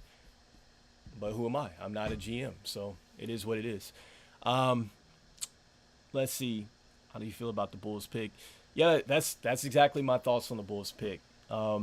We did need defense. We can still go out and get defense in the second round, maybe. Or we can get an undrafted free agent. I mean, maybe that's another guy that or another thing, that we could target as an undrafted. Trade Lavine for a center. I wouldn't mind it. To be honest with you, I don't mind it. If we were to go out and get a center, sure, I'd take that. That just means that I'm going to be aggressive in moving off of Vooch. We have a lot of guards already. And if I'm trying to get rid of Vooch, I'm trying to figure out, is there another way that I can get a wing back? Like, can I get a guy like an Oubre Jr.? Like, I'm saying those type of caliber players back. Can I get something like that with that type of youth. Like, we need something like that. To go along. If we're going to go with Patrick Williams, we need some more wing play. Like, we could argue all that, hey, the Bulls have got a lot of guards. They need to get some more wings, and they need to get some more front court players. So, yeah, I would trade Lavine for that. I don't have a problem with that. We do need to go out and get a center. And that's what we were going to do anyway. In some of these hypothetical trades, like, we were going to send him off to Detroit so we could go out and get, like, a Clingan or somebody. So, essentially, that's what that pick was going to turn into. And we would have got Isaiah Stewart back in that pick too, or supposedly that draft pick swap, whatever. But the Kings are on the clock for our Kings fan out there, so let's see what they do. Appreciate you guys for going ahead and jumping into the chat. We're still trying to see if the Bulls are going to do anything. Unfortunately, not a lot of activities, not hearing anything about Zach Lavine or any other trade at this point in time. I feel like he can play the 4 or the 5. He's 6'10". Well, they say he has a 6'10" wingspan. Now, I didn't get a chance to see what he officially measured at the draft combine, but they say he has a 6'10" wingspan, and he's truthfully 6'8". I don't know. But I'm going to check him out. I'm planning to go see him at the Summer League and see exactly what he can do up close and personal. The Bulls need a rim protection, shot blocker, rebounder. That's exactly why I thought that Kel'el Ware checks all the boxes. I think he does all that. Rim protection, shot blocker, rebounder. He does absolutely all that, and he scores at all 3 levels. We didn't get him. Buzelis is a hometown. Yes, he is. Went to high school right there in Chicago, so must say I like the pick. Carter to the Kings. I like it. I mean, I think that's a good pick. What are you going to do with Davion Mitchell? They think that's how you say his name. But Off Night, they call him. Out of Baylor. Select. Oh, well, you're ahead of me, so I guess I'm on a lag. But I like it. I like what they got with Devin Carter, man. I think that Devin Carter, to me, his ceiling is going to be like a Jalen Brunson / Derek White type of player. Like, I think that he immediately will be an impact player in the NBA. Like, immediately, I think he's going to be an impact player. Like, the things that he did, phenomenal. Like, for Providence was phenomenal. I think he was the Big East Player of the Year. Pretty high on this guy. Don't have a problem. I said that if we were to draft a guard, he'd be a guy I'd go with. No trade. No, I don't think that the Kings are going to trade here. So I don't know that they're going to want Lavine now either, because I think that with Carter, he can score it. So I'm surprised by the lack of trade movement thus far. Yeah, it looks like the ones that got the memo for trade movements was the Knicks and the Nets. They did a wild trade. So they're the only ones that are trading. Yes, we did get Buzelis. You're correct. We got him. Yeah, manifesting a trade for future picks and maybe Kel'el Ware. I am too. That's why I'm still looking, because I'm like, hopefully the commissioner comes up and he goes, there has been a trade. The Chicago Bulls have went ahead and traded Zach Lavine for the rights for such and such pick, and the Bulls select Kel'el Ware. I'm hoping we do hear something like that, but I don't know if it's going to happen. So, re-sign Derrick Rose to Chicago. Man, oh, man. I so miss Derrick Rose, man. And I'm talking about the MVP Derrick Rose. Got a chance to watch him one night against the Clippers, and it was his MVP year. I've never seen anybody so fast with the basketball. Incredible, man. Incredible, Derrick Rose. What it could have been, man, if he could have stayed healthy. Yeah, Derrick Rose, definitely not happening. I think he's over in Memphis nowadays, if I'm not mistaken. But that's curious what Memphis is going to do with him. Yeah, I definitely think we need rim protection for sure. Oh, absolutely. Yeah, I think that we gotta do a big night for Derrick Rose to come home and retire. Absolutely. Yeah. I mean, Derrick Rose, man. I love everything about Derrick Rose. Great book, by the way, too. If you've ever got a chance to read his book, man, he has a really good book out there, talking about his time spent in Chicago, talking about Tibbs and the whole situation. He even goes into the situation of when we were supposed to be going after LeBron and all those guys and Chris Bosh, and he talks about that whole situation because I think they gave him a lot of I guess like they came at him because he didn't actively recruit LeBron or something like that. Anyway, you'd have to check out the book, but I thought he had some interesting thoughts about it. So, very good.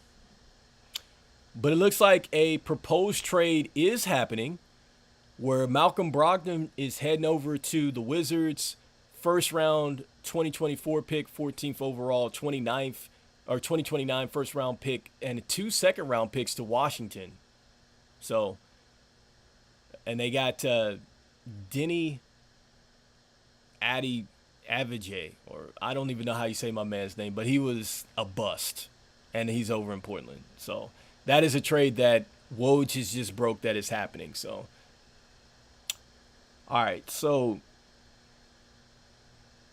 Cody Williams, Matas center. Yeah.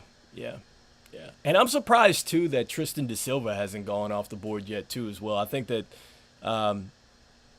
if Portland is up next, I think it makes a lot of sense for Tristan da Silva to go, especially if they just traded off Malcolm Brogdon. Cooper Flag, thoughts for the 2025. So I haven't got a chance to look at Bailey extensively, but from what I understand, I mean, Flag is supposed to be the guy. But I will say this. For those who are high on Buzelis, I did see a workout where Buzelis and Flag were playing one-on-ones, where basically they roll the ball out to you. It's make it, take it. And, it's just they're counting down and you only have so much time to score and whatever, and you're going to a certain level of scores or whatever. So it's just one-on-one. And he cooked Flag out there in the videos that I was looking at. I mean, Flag was scoring, but I think that Buzelis got the best of him. So his skill definitely showed in that in that workout that I saw. But looks like the pick is in, for Portland. So it looks like Bub Carrington from Pittsburgh is coming over. And Bub Carrington is really good because I think he set like a historic mark for like the most triple doubles or something like that. So he's really good. So I think that they're getting a guy that can do a lot of different things. I mean, they got a lot of guards over there, so they got to figure out a way to work that out. But if you're thinking of like a combo guard that can do just about everything, that's what Carrington is out of Pittsburgh. So I liked his tape a lot too. So he's pretty good. So again, guys, the Chicago Bulls, if you're just joining us, they took Buzelis. No trades were made for the Chicago Bulls. Edey went to Memphis. We missed out on him. Ron Holland ended up going to Detroit. So that's quite interesting. We didn't end up getting Dillingham, who we were linked to. And Bub Carrington just went off the board for Pittsburgh. He's a bucket-getting guard. They say he's the shades of a big Lou Williams. Has a terrific mid-range score. Says actually to quote-unquote a filthy mid-range score. Creative playmaker. But they say the minus is he's heavily reliant on jumpers. Struggles shooting the three off the catch. And needs to add a lot more bulk, which is fair. But look, hey, 6'3", 6'8" wingspan, 32% from downtown, so you see why he needs to work on that. 13 points a game, 4.1 rebounds a game, and 5.2 assists a game. Just talked about the fact that he goes ahead and he fills the box score, guys. So, guys, we are coming down to the nitty-gritty in the first round, and the Chicago Bulls have yet to go ahead and make a trade. Terrence Shannon Jr. So I think he's a hometown kid as well, right? Because he also went to the university out there too, so I think he might be. Yeah, Dalton Knecht, nothing. Not hearing anything from Dalton Knecht. And I think Dalton Knecht would be maybe an excellent fit for Miami that is getting ready to come up. Maybe they're looking to get younger. There is the consensus that they might be looking to move on from Jimmy Butler. So maybe Dalton Knecht makes a lot of sense there. We'll see. Let's see. TSJ, we just talked about that. Yeah, he is there. Cody Williams. Yeah, unfortunately, man, we missed out on a center. We did do that. So I'm still with you. Infinite Streams TV, dude. I'm hoping that we manifest some type of trade, man. I don't know. Yeah, I mean, it does look like nobody wants Lavine's salary. And, you know, the thing that's weird about that Lavine situation, especially if we're looking to mend the fences, this reminds me a little bit of like DeAndre Ayton's situation. Like, remember when he got mad with Monty Williams and he got mad with management and they weren't paying him, and the only one to offer him an offer sheet was the Pacers, right? And then after that, Phoenix took him back, and it never was the same again. Like, I think that Monty Williams went on to get let go. They eventually let go of Ayton, and they also eventually let go of Chris Paul. Like, I think that that's the situation we might be running into with Lavine. It's like, could that situation be fixed? I don't know. So yeah, I don't know. I guess nobody does want that salary, and it's like he's not playing enough. Like, the injury-riddled seasons. Like, we have to remember, guys, when we traded Jimmy Butler, he was injured. He injured his knee. Like, he missed a lot of time. So he was injured when we got him. So can we be mad at Zach LaVine being injured? Really? Tyler Smith. I mean, he's more of a 4.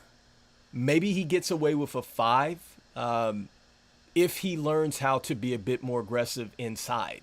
That was the thing that is a knock about Tyler Smith, is he's not as aggressive as you would like him to be at the 5. So that's the only issue that you have with Tyler Smith. But personally, I would love to have Tyler Smith and Kel'el Ware paired together. Like, I would love to have that. I would still accept the fact if we were to go with Tyler Smith and we were to go with Buzelis, like, I think that there's room for Buzelis to maybe sneak in and play the 5. Maybe you play him at the 5 and 4. Like, but anyway, we have a good front line if we do that. Yeah, we needed a big. We do need a big, man. Like, we needed a big.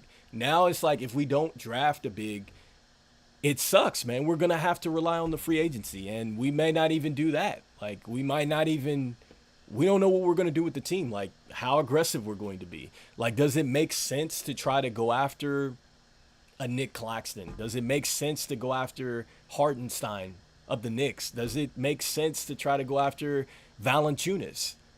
You know, those are names that are out there and available, right? Like, I don't know now because we didn't draft a center. You know, and I'm a little surprised that Kel'el Ware has not come off the board. Maybe he makes sense, too, to go to Miami as well. Like, maybe they're looking to pair him with Bam. I could see that, too. But, yeah, I agree with you. We do need a center. So, appreciate you guys for joining the chat and checking us out. We are doing a live stream, guys. So, I'm looking to do a little bit more of that. Hopefully, when the games kick in, hopefully be calling the games. Have a lot more to talk about because it'll be actual games going on. But right now we're playing the waiting game between the commercials and then also to them talking and introducing who gets selected. So right now we got the Miami Heat at pick 15.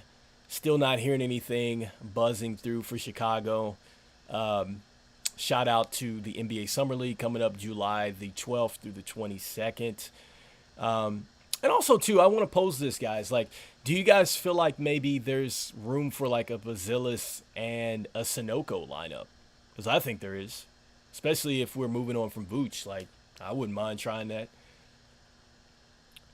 So, we'll see what happens.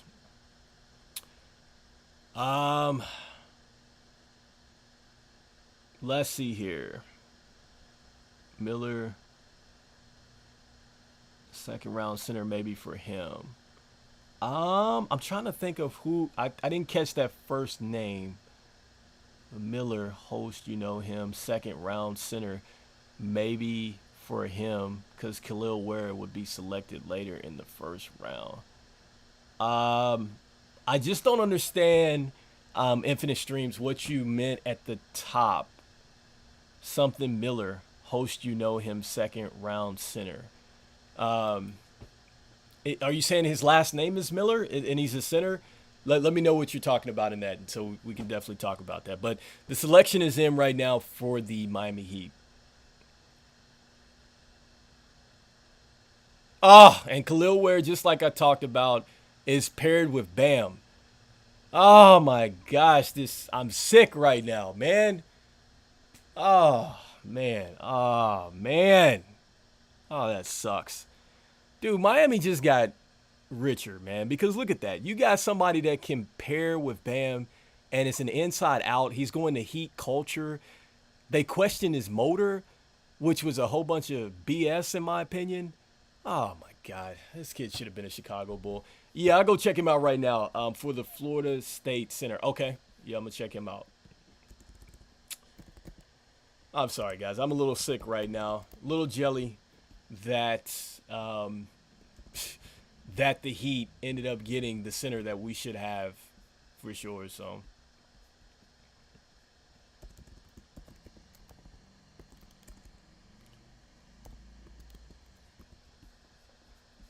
yeah, I mean they're talking about Kel'el Ware and they're talking about his motor right now. Um, Dude, I didn't see that. I don't know what people was talking about with that. But again, man, we lost out again on a pretty good pick. So hopefully Buzelis, we look back in this draft and we're like, man, Buzelis was really good. So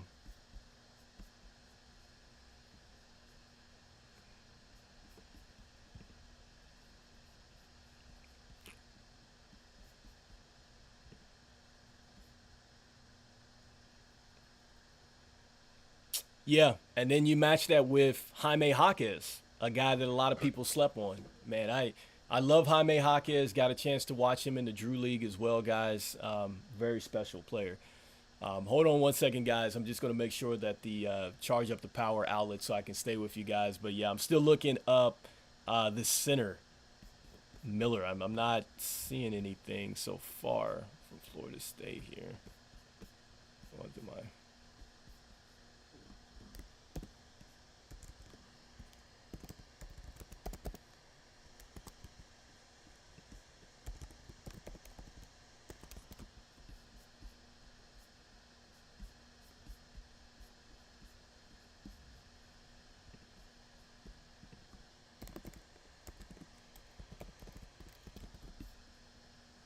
Okay, guys. So I just found out who you're talking about here. Um, so he's 6'11", 20 years old. Um, is he still with Florida State? Average 7 points a game, 4 rebounds a game, and an assist. I mean, he certainly checks the box for the height that we need. That's for sure.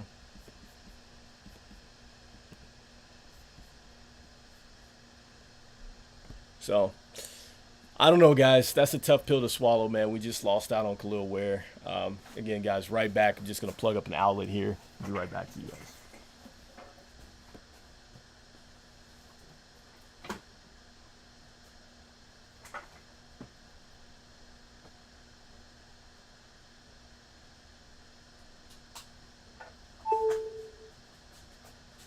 All right, guys. Sorry about that. Had to come off there, so.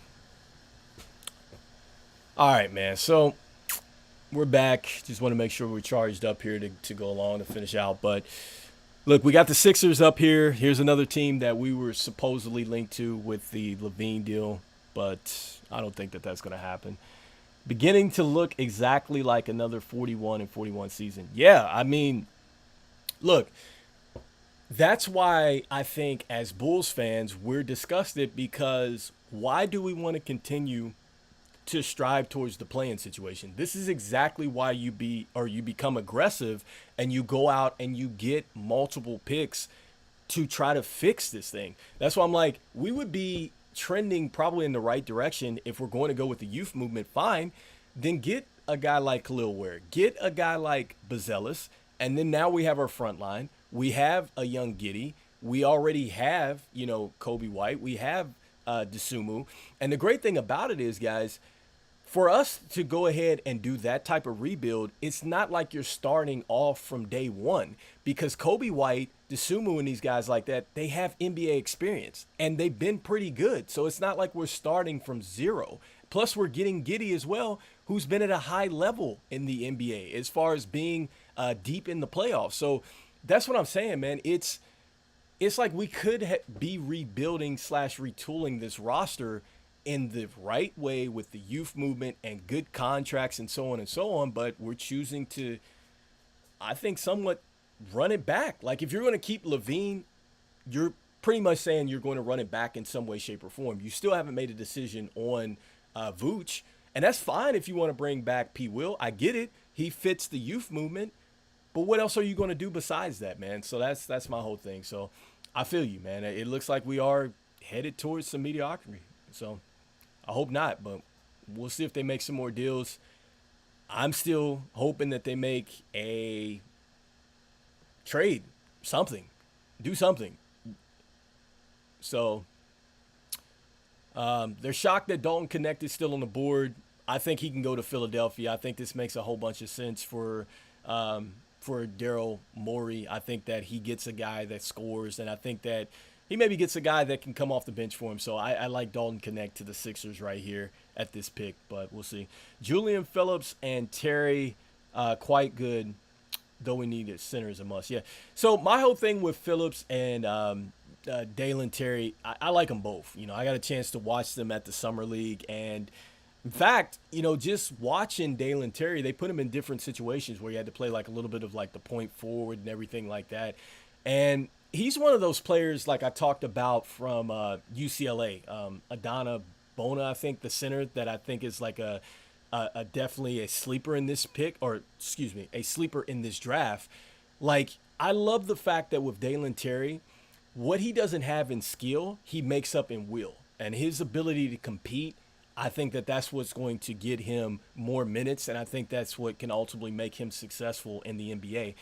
With Julian Phillips, I think it's the same thing, man. Like, I think his shot got so much better as time went along. It's unfortunate that he had that foot injury, but we'll see what happens. Like, I think that he certainly has the mindset, I think, to be a good player at this point in time. But, again, Billy D, you cannot keep my man over there in sweats. You have to play this guy. And so that's another thing that's part of the deal. No matter how young we get, no matter how much we try to retool the roster, Billy D is going to have to play these guys. Like Sunoco, if you bring him back, you have to play this guy. You have to. You have to. So that's the whole thing. You got to play these guys. But, yeah, I agree with you. A center is a must. I'm totally in agreement with that.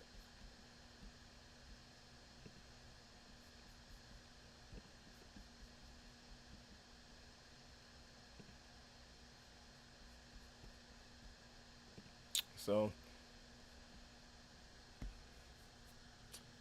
go, guys, as we get ready. Looks like the pick is getting ready to come up, and there's a trade.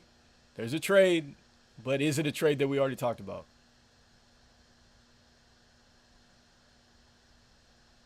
Oh, yeah, it's the trade that we already talked about. It's the Portland Trailblazers and the Wizards trade. So we already talked about that one. But Philly is making their selection. And so Jared McCain over to the Sixers. Nice. Many people say he might be one of the better scorers in this draft, and we were linked to him too, and they said he can absolutely shoot the basketball. So I think it makes a whole bunch of sense for the Sixers. So speed is the key. Yeah. We have one of the slowest paces in all the NBA, so we absolutely need to get faster. Absolutely. You got to play the youth. So a good selection, I think, for the Sixers. Yeah, McCain to the Sixers. Yeah, I agree. I think that this is a very good pick for the Sixers, so I like it.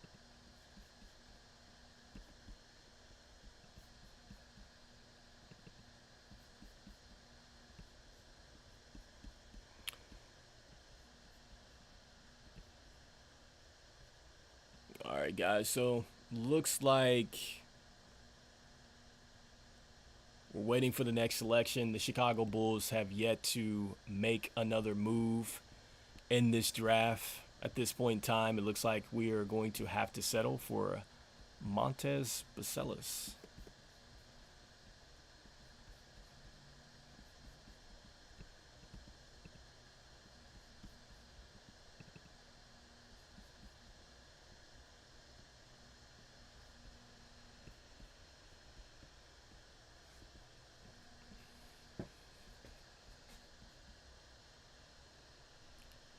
All right, guys. So let me know in the comments. Definitely appreciate you guys. Hopefully, you're still there.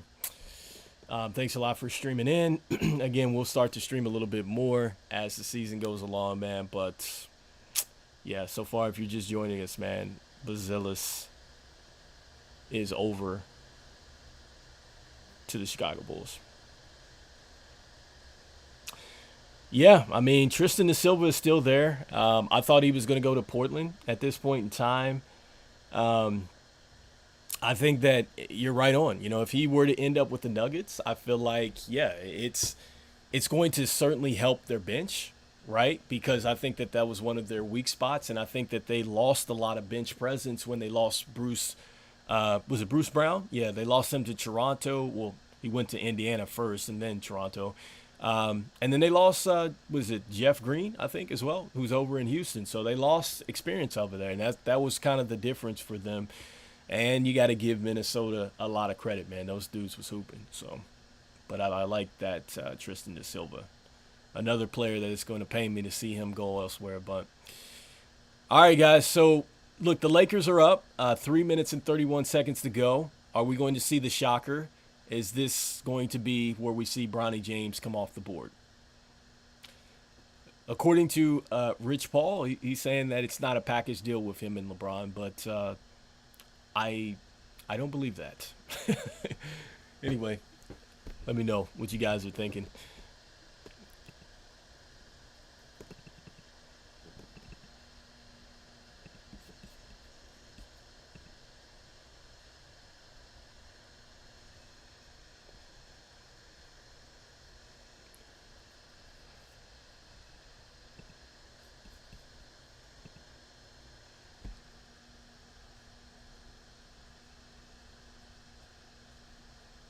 All right, guys, and so still waiting to get through the interviews to see who pick 17 is at this point in time. Let me know what you guys are thinking.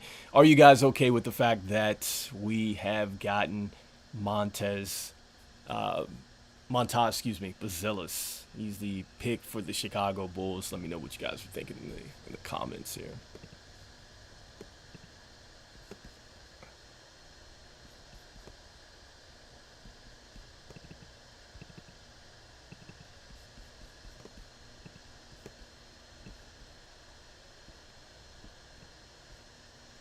So the Lakers are on the clock at this point in time,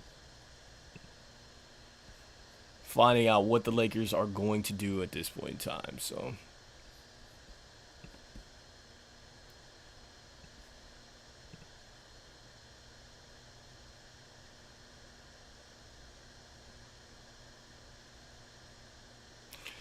I agree, man, but it kind of looks like that's what might happen, man.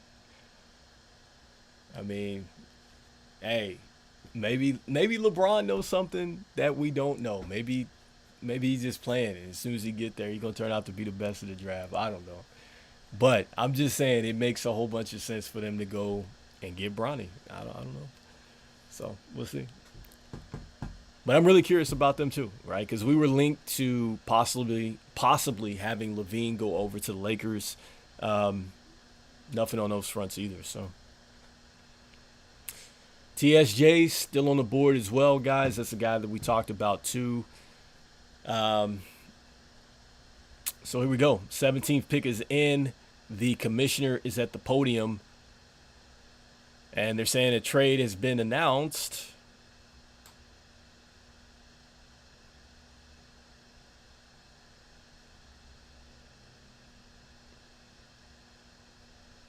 So it looks like the Spurs just traded Dillingham to the Minnesota Timberwolves.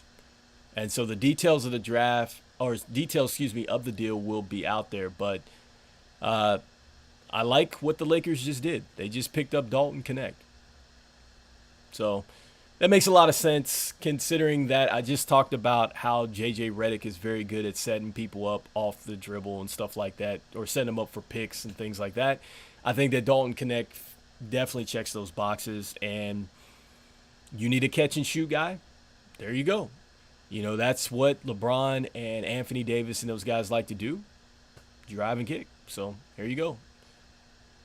Yep, Dalton Knecht is a Laker. But now the question is, are they going to use him properly? So, you know, right now, with the way their offense is set, it's going to be a lot of half-court offense that's going to go through LeBron and AD. And he's going to have to learn to be a good spot-up shooter. I mean, he can shoot the ball, but that's going to take away a lot of his kind of playmaking that he did, I think, in Tennessee, for sure. But let's see. I can only imagine being so good playing basketball. Get to dictate. Yeah, pretty much. I agree with you, man. Like, yeah, I mean, he is the GM, the coach, the VP. LeBron is everything. And that's why I'm saying if he said that he wants Bronny, it's going to happen some way, shape, or form. Buzelis are still the show. Hey, I'm with you. I guess, you know, I got to go with the hometown. You know, at this point in time, Buzelis was a guy that we worked out. He addresses a bit of what we wanted in the front line.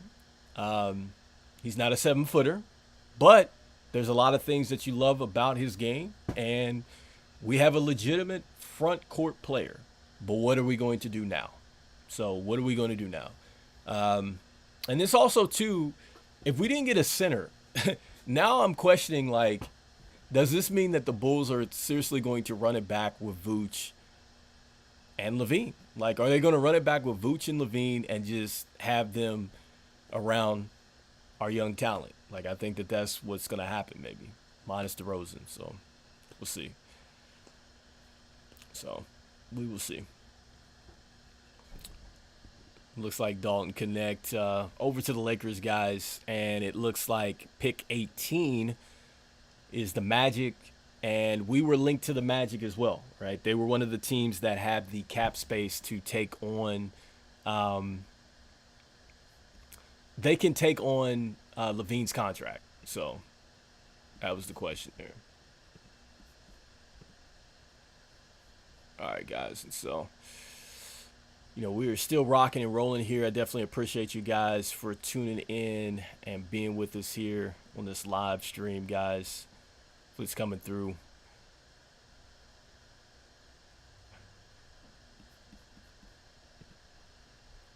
So, see what happens here, guys. We got the Magic coming up next.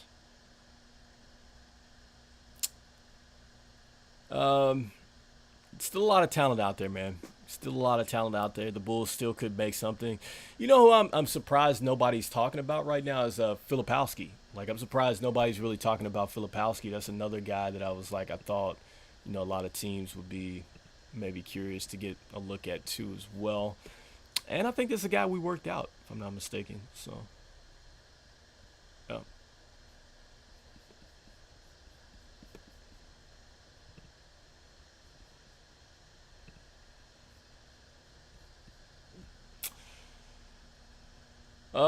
You probably got it before I did. Da Silva to the Magic. Maybe I'm on a delay. So did you see that already? Because I'm right now. The only thing I see is Knecht walking away. Da Silva does make a lot of sense for them. Look, I think that they need somebody that would certainly lock up and clamp down on the defensive end. I mean, whenever you have a guy score 45 or against you in a playoff game, like, you need somebody that can strap up. For real. And I think that Da Silva does answer a lot of those questions for sure. To go along with Suggs. Yes, so I'm under the delay. So, yeah, Da Silva to the Magic. All right, man. So, I like it. I like Tristan da Silva heading over to the Magic. I think that this is a good fit. Another player that I like. I think da Silva is a lot like Devin Carter. He's ready. He's NBA ready. Here's a guy that I think can step in right now, and he can be a playmaker. He can be a playmaker. He can be an instant star role player for you right now. So I like Tristan da Silva. Looked at him extensively. Wouldn't have been mad with him being taken at pick 11 if we would have went there. So, but yeah, Tristan da Silva. I think, heck, in a lot of ways, man, Tristan da Silva's season might have been better than him. Yeah, man, Bleacher Report, man. Shout out to Bleacher Report, baby. Shout out to Bleacher Report. But yeah, I love what Jay Billis is saying right now in my ear, that Tristan da Silva is fundamentally sound. I agree with that. And one of the knocks about him is people were saying, you know, he's played all his years and that there's nothing special about Tristan da Silva. I was like, why do you need to have such a flashy player anyway? Look at Keegan Murray. Look at what he did for Sacramento. Keegan Murray in his highlight tapes is nothing flashy about Keegan Murray, but he's extremely effective. And I think once they do decide what they're going to do with Harrison Barnes and they give more of the keys to Keegan Murray, you're going to see a special player. And I think that Tristan Silva follows right along with that. So I like him a lot. So, and then also too, this is good for the Magic, man, because I agree that they are ahead of their time schedule. You know, they've made the playoffs. They were in a gritty series with the Cleveland Cavaliers, which I think that's why they probably moved on from their coach, because you know, they should just be a lot better than what they are, should the Cavs, but that's another topic. So Tristan da Silva is going up onto the stage right now. He's shaking it up with Commissioner Silva. Now you have Toronto on the board. And so Toronto has been linked to the Chicago Bulls because they're possibly looking to sign Patrick Williams away from the Chicago Bulls. And so I thought that if Toronto does make the move to go get P. Will, it makes a lot of sense for them because I think it goes along with Scotty Barnes and what they got building over there. I think they're certainly to add some – they're looking to get some length along with some shooting, some defense. I mean, P. Will, when he's locked in, that's what you get. So I could see us possibly getting into a bidding war with Toronto for P. Will. So we'll see what happens. But they were linked to the hometown kid in Zach Edey, and they didn't get him. So we'll see what they do. Commercial break right now as they are looking to pay the bills. But we got Toronto coming in at pick 19. Make sure that you hit that subscribe button if you haven't already. Checking out Bulls Digest, where we talk everything Chicago Bulls. Right now we're talking everything in the NBA, as that's what it's about when it comes down to the NBA draft. If you are just joining us, we held on to our pick at 11, and we took Matas Buzelis, the hometown kid. So P. Will is a bust. Well, my man, it's starting to kind of look that way. I mean, 3 years in and a lot of injuries. But what I will say about P. Will, and in all fairness, we've thrown him in some tough situations. We haven't let him play his natural position. And I think that should be thrown out there. Like, I think that P. Will, given you put him in a great situation, I think that, yeah, P. Will could perhaps maybe revamp his career. And who knows, maybe the restarted Bulls will be able to put him in that situation. I don't know. KJ Simpson. Who's that host? Oh, you're asking me who that is. So KJ Simpson is the point guard for Colorado. He was the point guard for Da Silva. He was the point guard for Cody Williams.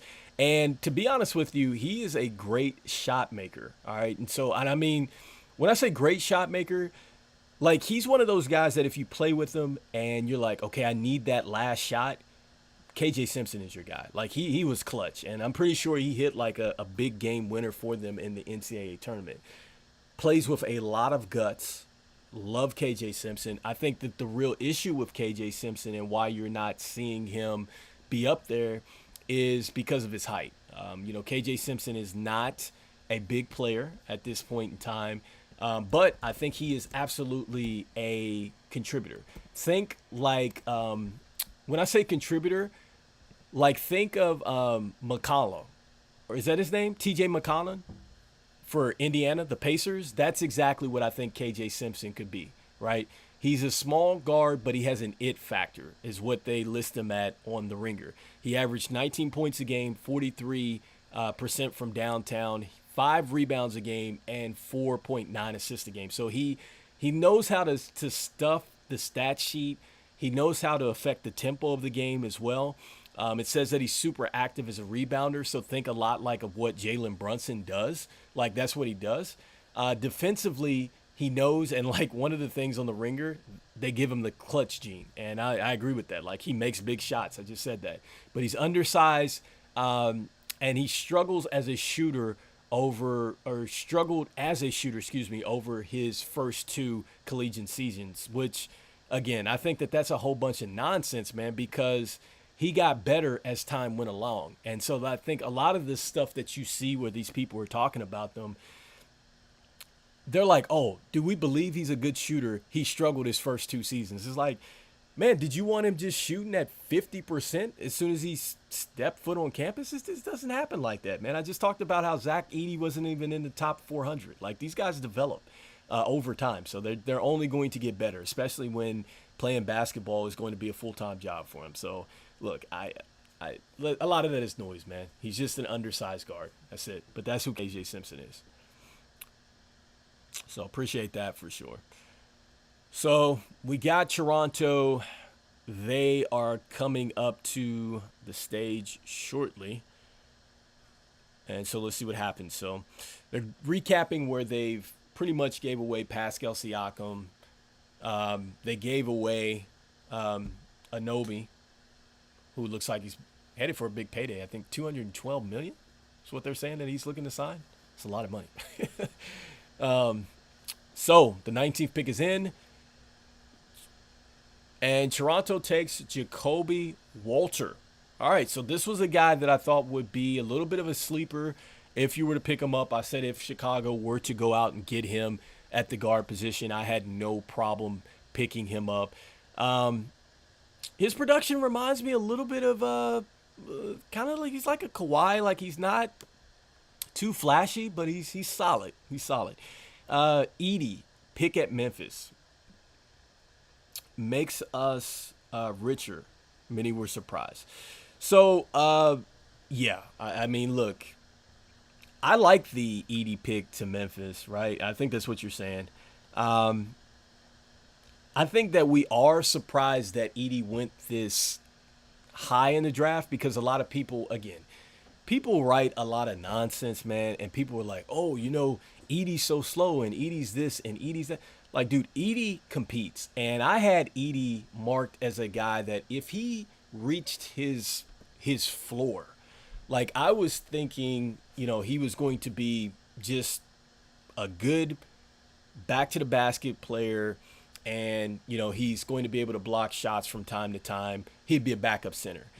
But at his ceiling, I think that he could be like a Yao Ming type of player. He doesn't have to knock down the three-point shot, but he would have a back-to-the-basket, perfect out of the pick and roll, can knock down the mid-range jumper. He's going to block everything, get a ton of rebounds, get you in foul trouble. That sounds a lot of what Yao used to do. He used to back people down and get people in trouble with his size. And Tracy McGrady used to play off of him. So, look, I think that you add Ja Morant with Edey. I think it makes a lot of sense, man. Look, one of their best years that they had, when they were talking about we run the West or we're not worried about the West, they had Steven Adams. Edey's pretty good. He likes to get physical like that. So, he could be a banger. Absolutely. I just talked about Steven Adams. He's a guy that has the Steven Adams attitude. So I love that. I think Edey will for sure play center. Absolutely. He has to play center because Jaren Jackson Jr. he wants nothing to do with the five. Period. He does not want to play the five.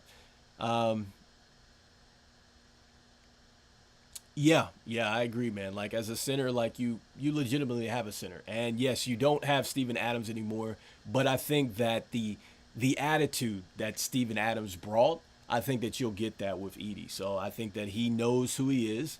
He knows what he's going to do. I was looking at the interview, and he said, look, I want people to feel when I'm down there in the paint. So he's going to touch you up a little bit. Like, I love the fact that he's going to get physical down there and be an enforcer. And I think that goes well with what Memphis wants to do. You know, when they had Dylan Brooks and they had Adams and those guys like that, they had some enforcers in there. They need more of that. And so Edey is a good pick for that, which is why I wish we would have got him in Chicago. We need that nastiness in Chicago for sure. So I agree with you there. All right, guys. So it looks like they're paying bills. Cleveland is up right now, getting ready to pick. I think we're about 10 picks away from this thing concluding, guys. But again, man, appreciate you guys for joining the chat, checking it out, looking at what's going on here with the draft. And right now, Chicago hasn't done anything to trade into the second round. They haven't done anything to gain an additional pick. Not seeing anything come through about Lavine. Not seeing anything for a sign and trade. So I'm just thinking that if we're not doing a center, maybe we're looking at keeping Vooch. Let me go back. I missed a comment, so I can only imagine being so good playing basketball. Oh, no, I saw that. So, Los Angeles uniform. Don't select my son. Yep, I've read that one. So, Cavs for Bronny, is that a good for them, really? Okay, so Bronny James, that's interesting, right? Man, I didn't even think about that angle because, he did grow up there. I don't know. Like, I don't know. That's going to be interesting because if Bron goes to the Cavs, I feel like they're a big guard heavy. And, like, where would he be in the rotation? I think he would see probably a lot of time because I'm sure that Donovan Mitchell doesn't stay healthy. Does the new coach trust him enough? I don't know. Here's another guy, he's undersized as well, right? But he's the opposite of KJ Simpson. Like, KJ Simpson proved on a elite level in college that he could get it done. Bronny, a little unproven at the college level. Only averaged 5 points a game. Turned out to be just a standstill shooter. I don't know. So. All right, guys. So, we were waiting for this next pick. Not seeing anything thus far come through. Maybe I'm on a delay, but let me know, guys, what you guys are thinking here. Buzelis over to the Chicago Bulls. What we're doing here. So, getting a lot of questions about Bronny. So, look, Bronny, this is according to the Ringer, man. Athletic guard, still finding his way. He follows his father's legendary footsteps, they say. Good athlete, high IQ, all right? Good shooting form. All right. Disruptive defender who fights hard. That's pretty good. Poor shooter who only made 19.6% of his 46 catch and shoot threes. Could improve as a shooter.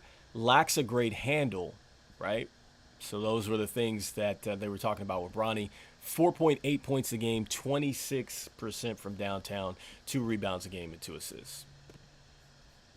It's tough.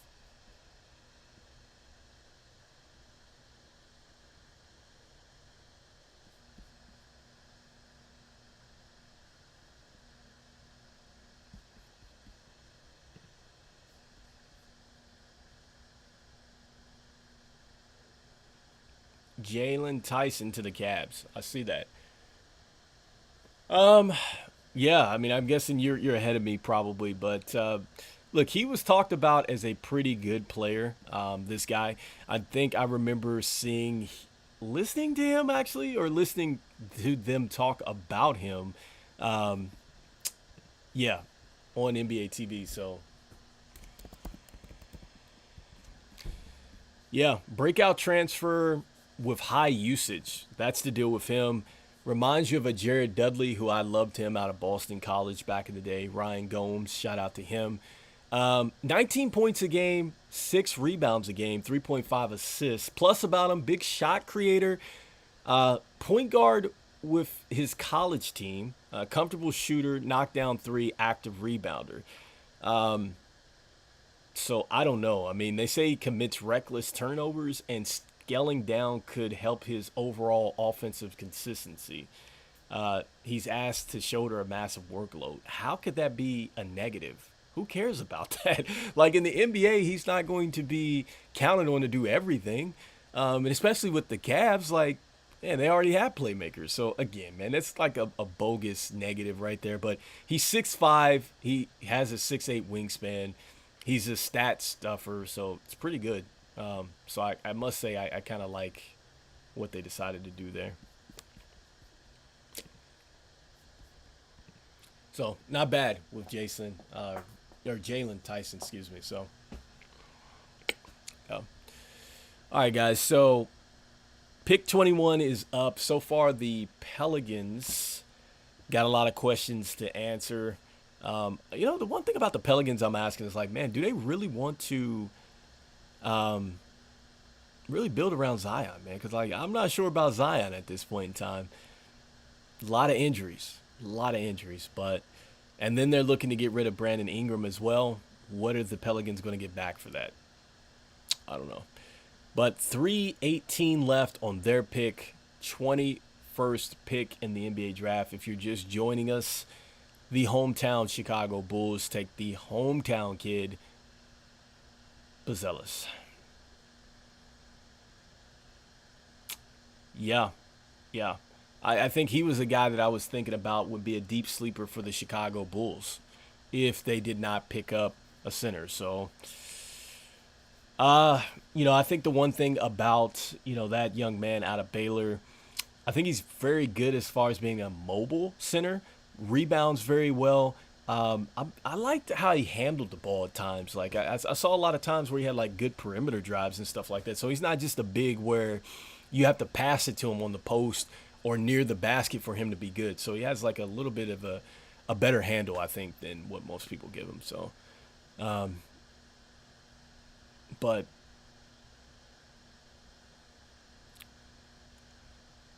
but you're talking about the Pelicans right now, talking about how they're in a tough position, talking about the rim protector, playmaking guard, which I totally agree with, man. They do need a point guard at this point in time. I mean, because they're not going to make Jose Alvarado the main point guard, even though I love him a lot. But he's going to probably be coming off the bench for them. So,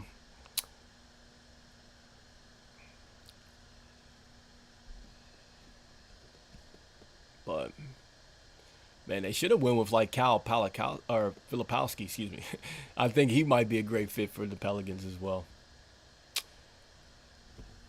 So again, guys, we're waiting for pick 21. The Chicago Bulls. They're not doing anything. No activity, no news, no nothing. They've taken their pick. And they seem to be okay with that.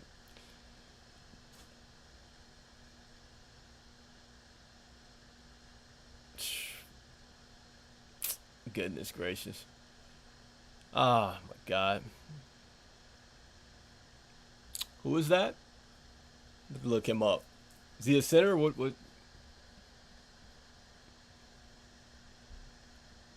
So the pick is in for New Orleans. We're waiting for it. And, well, we already said it was already because I'm on a delay. But, yeah, Missi for Baylor I think is a good pick for them. I think he fits well with what they got going on. Again, terrific pick. But who is slipping? I don't know who this is that you said is slipping.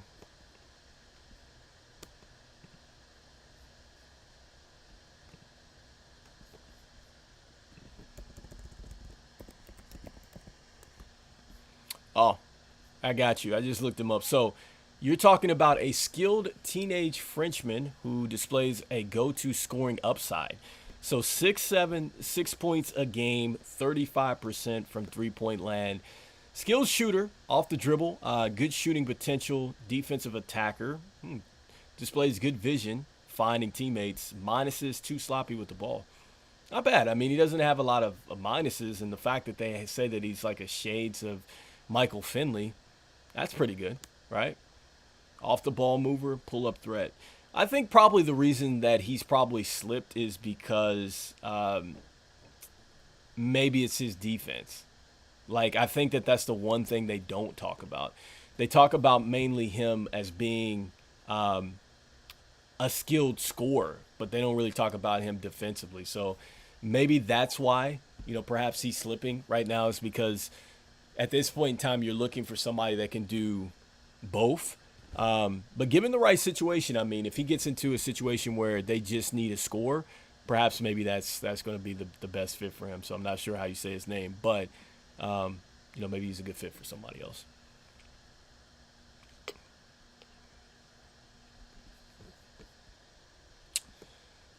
All right, guys. So we're headed into pick number 22, guys. I might stay for just a little bit longer because I don't think Chicago is going to make a major move here. But I'm holding hope that they're going to do something, but it's not looking good for us, man. It's not looking good for us.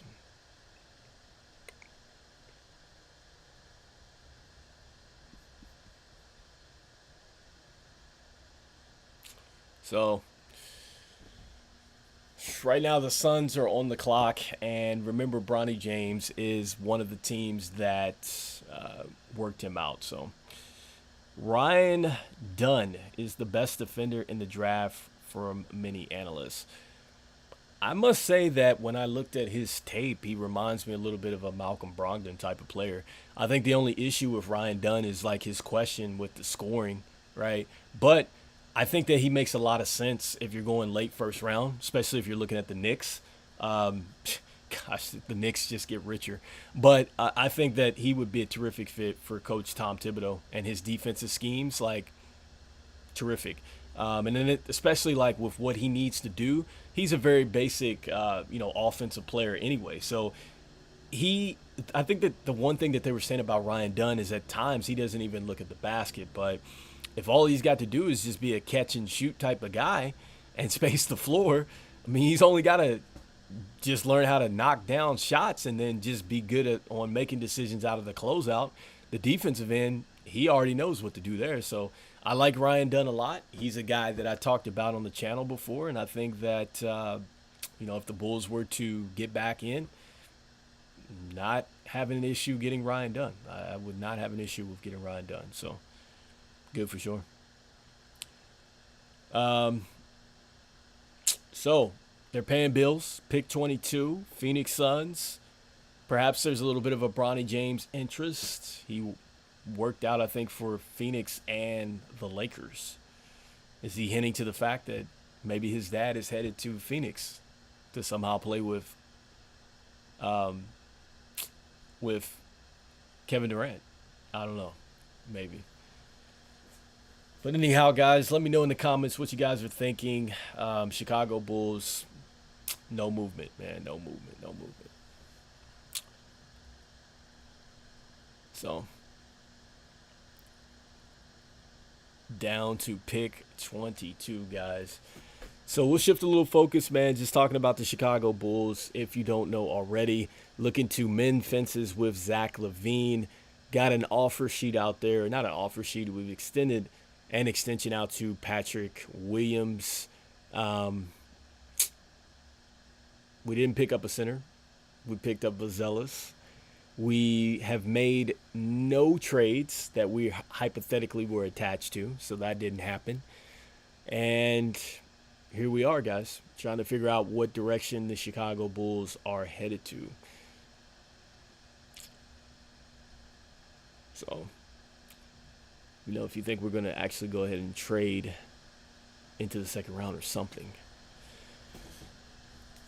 Oh, man. Tough one. All right, guys, so I think we're going to probably stay for like another pick or two. And if Chicago doesn't make any moves, it's been real, guys. We'll probably be on if we get ready to go into the second round. But otherwise, definitely appreciate you guys checking in on the stream. I'd love to see us get there if we were to get into the second round. I think that there's potential in the second round. I think that there's probably less pressure for us in the second round. Maybe we address the center there, right? Maybe we address the center there. One of the guys that I was saying that we take a chance on in the second round would be Orage Chumchai. He's the youngest pick, or he'd be the youngest player in the draft at 18. Defensively, at the center position at 6'10", I don't think I've seen somebody move the way he's moved. Former soccer player, absolutely great defensive tape. He's played in the NBA Africa. He's also played in the NBA Academy over there as well. So good, fluent catch and shooter. He just doesn't have a defined offensive game. And he's playing a lot off instincts right now. But the ceiling is super high for him. So it looks like we have a trade. Nuggets get the 22nd pick.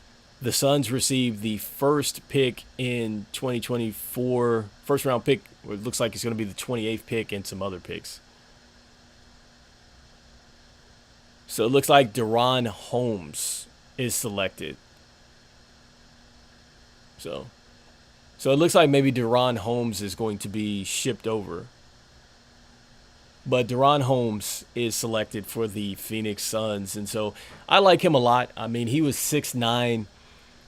He's a stat stuffer. And I think he's going to play a lot more of the 4 in this NBA.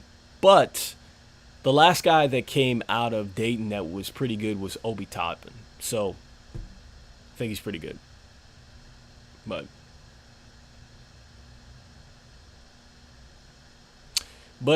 I like what they did, though. You're getting Denver has got a backup center in DaRon Holmes because there is a trade that has taken place.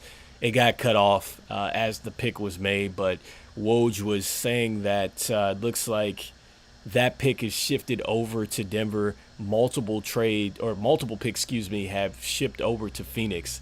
And this is what I'm talking about. You're seeing a lot more activity from teams that we didn't even think would have that type of activity. And the Chicago Bulls haven't had that. So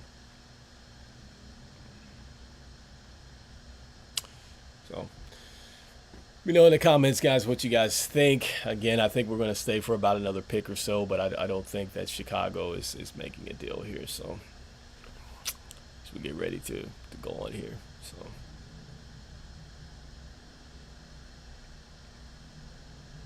I think we'll probably end it on this next pick. 23.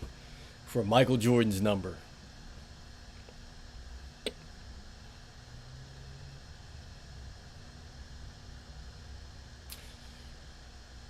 So let me know in the comments what you guys think. Appreciate you tuning in. Trying to fill in the dead air for you guys. Thanks a lot for paying attention to us. Make sure you hit that subscribe button where you can catch all the latest news and updates about your Chicago Bulls. This is the last pick that I'm going to check out, guys, and I'm going to sign out. But it looks like we got the Milwaukee Bucks who's basically right down the street from the Chicago Bulls.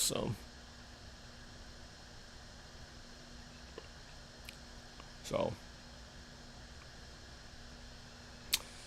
we will see what happens. We will see what happens. We will see what happens.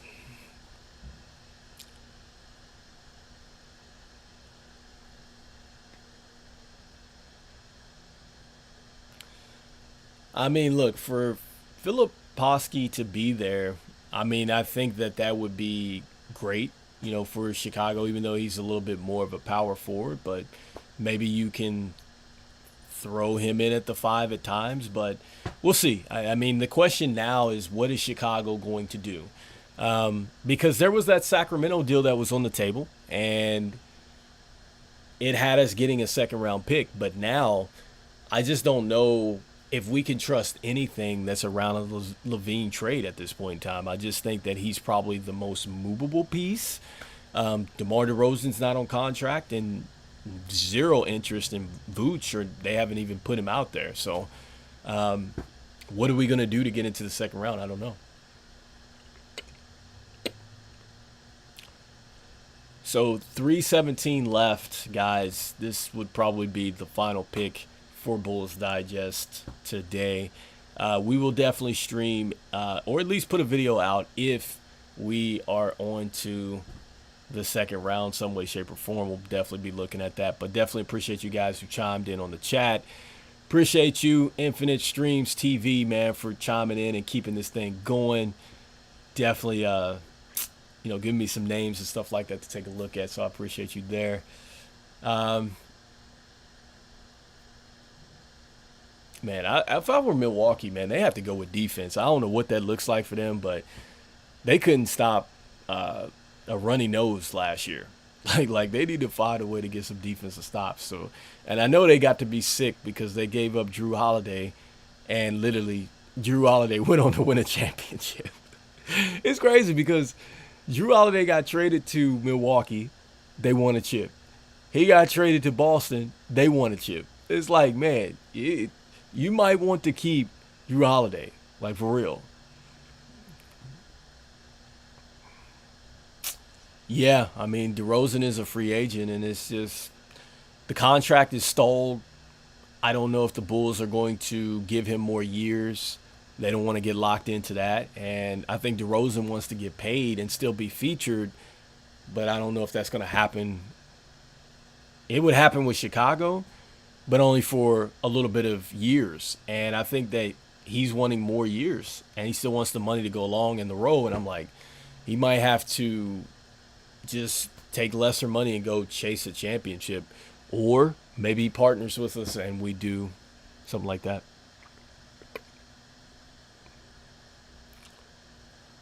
Yeah, for sure, man. I definitely appreciate you being out here and joining us from the Philippines, man. Thanks a lot for chiming in, man.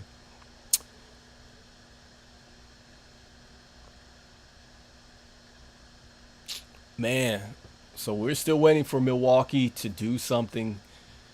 Appreciate you guys that chimed in, man. And, this is it for us, I think. So we're getting ready to wrap this thing up for today. Just the Chicago Bulls, they got their player, their guy. At least we think so. I don't know.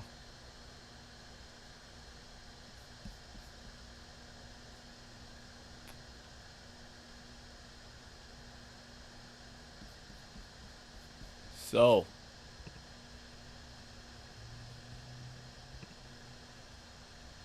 man, still waiting to see this draft pick for Milwaukee. Don't know what they are going to do. Hopefully it's something good. Because, again, their defense was terrible. Terrible.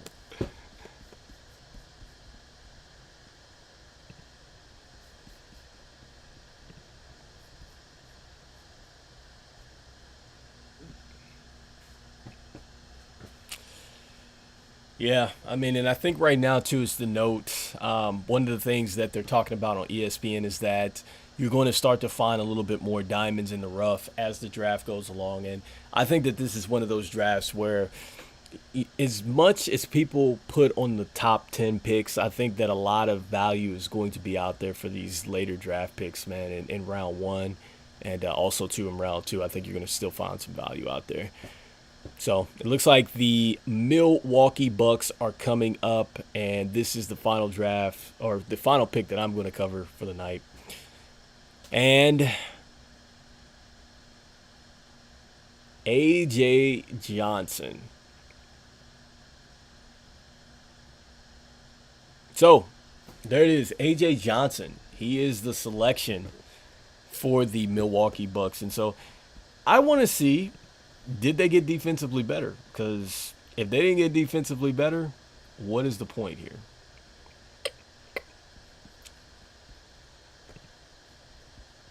A.J. Johnson.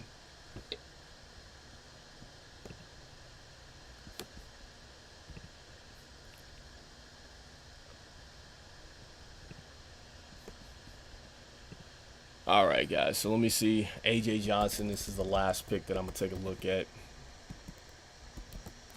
All right. So speedy guard who can get whatever he wants using his dribble. Only averaged 2.9 points a game, 27% from downtown.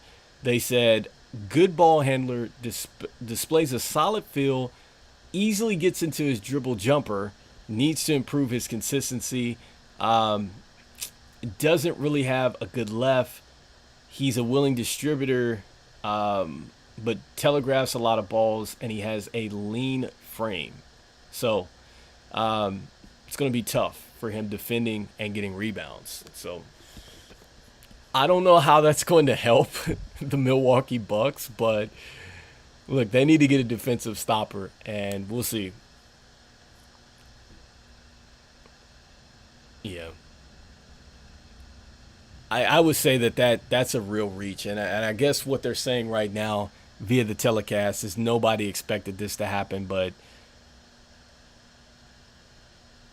yeah, I mean, when I'm looking at the clips and the highlights and what I read, like, and then what he's averaging, I'm talking about 0 defense was listed there. You got to be able to lock somebody up. And that's great if you could dribble and you can handle.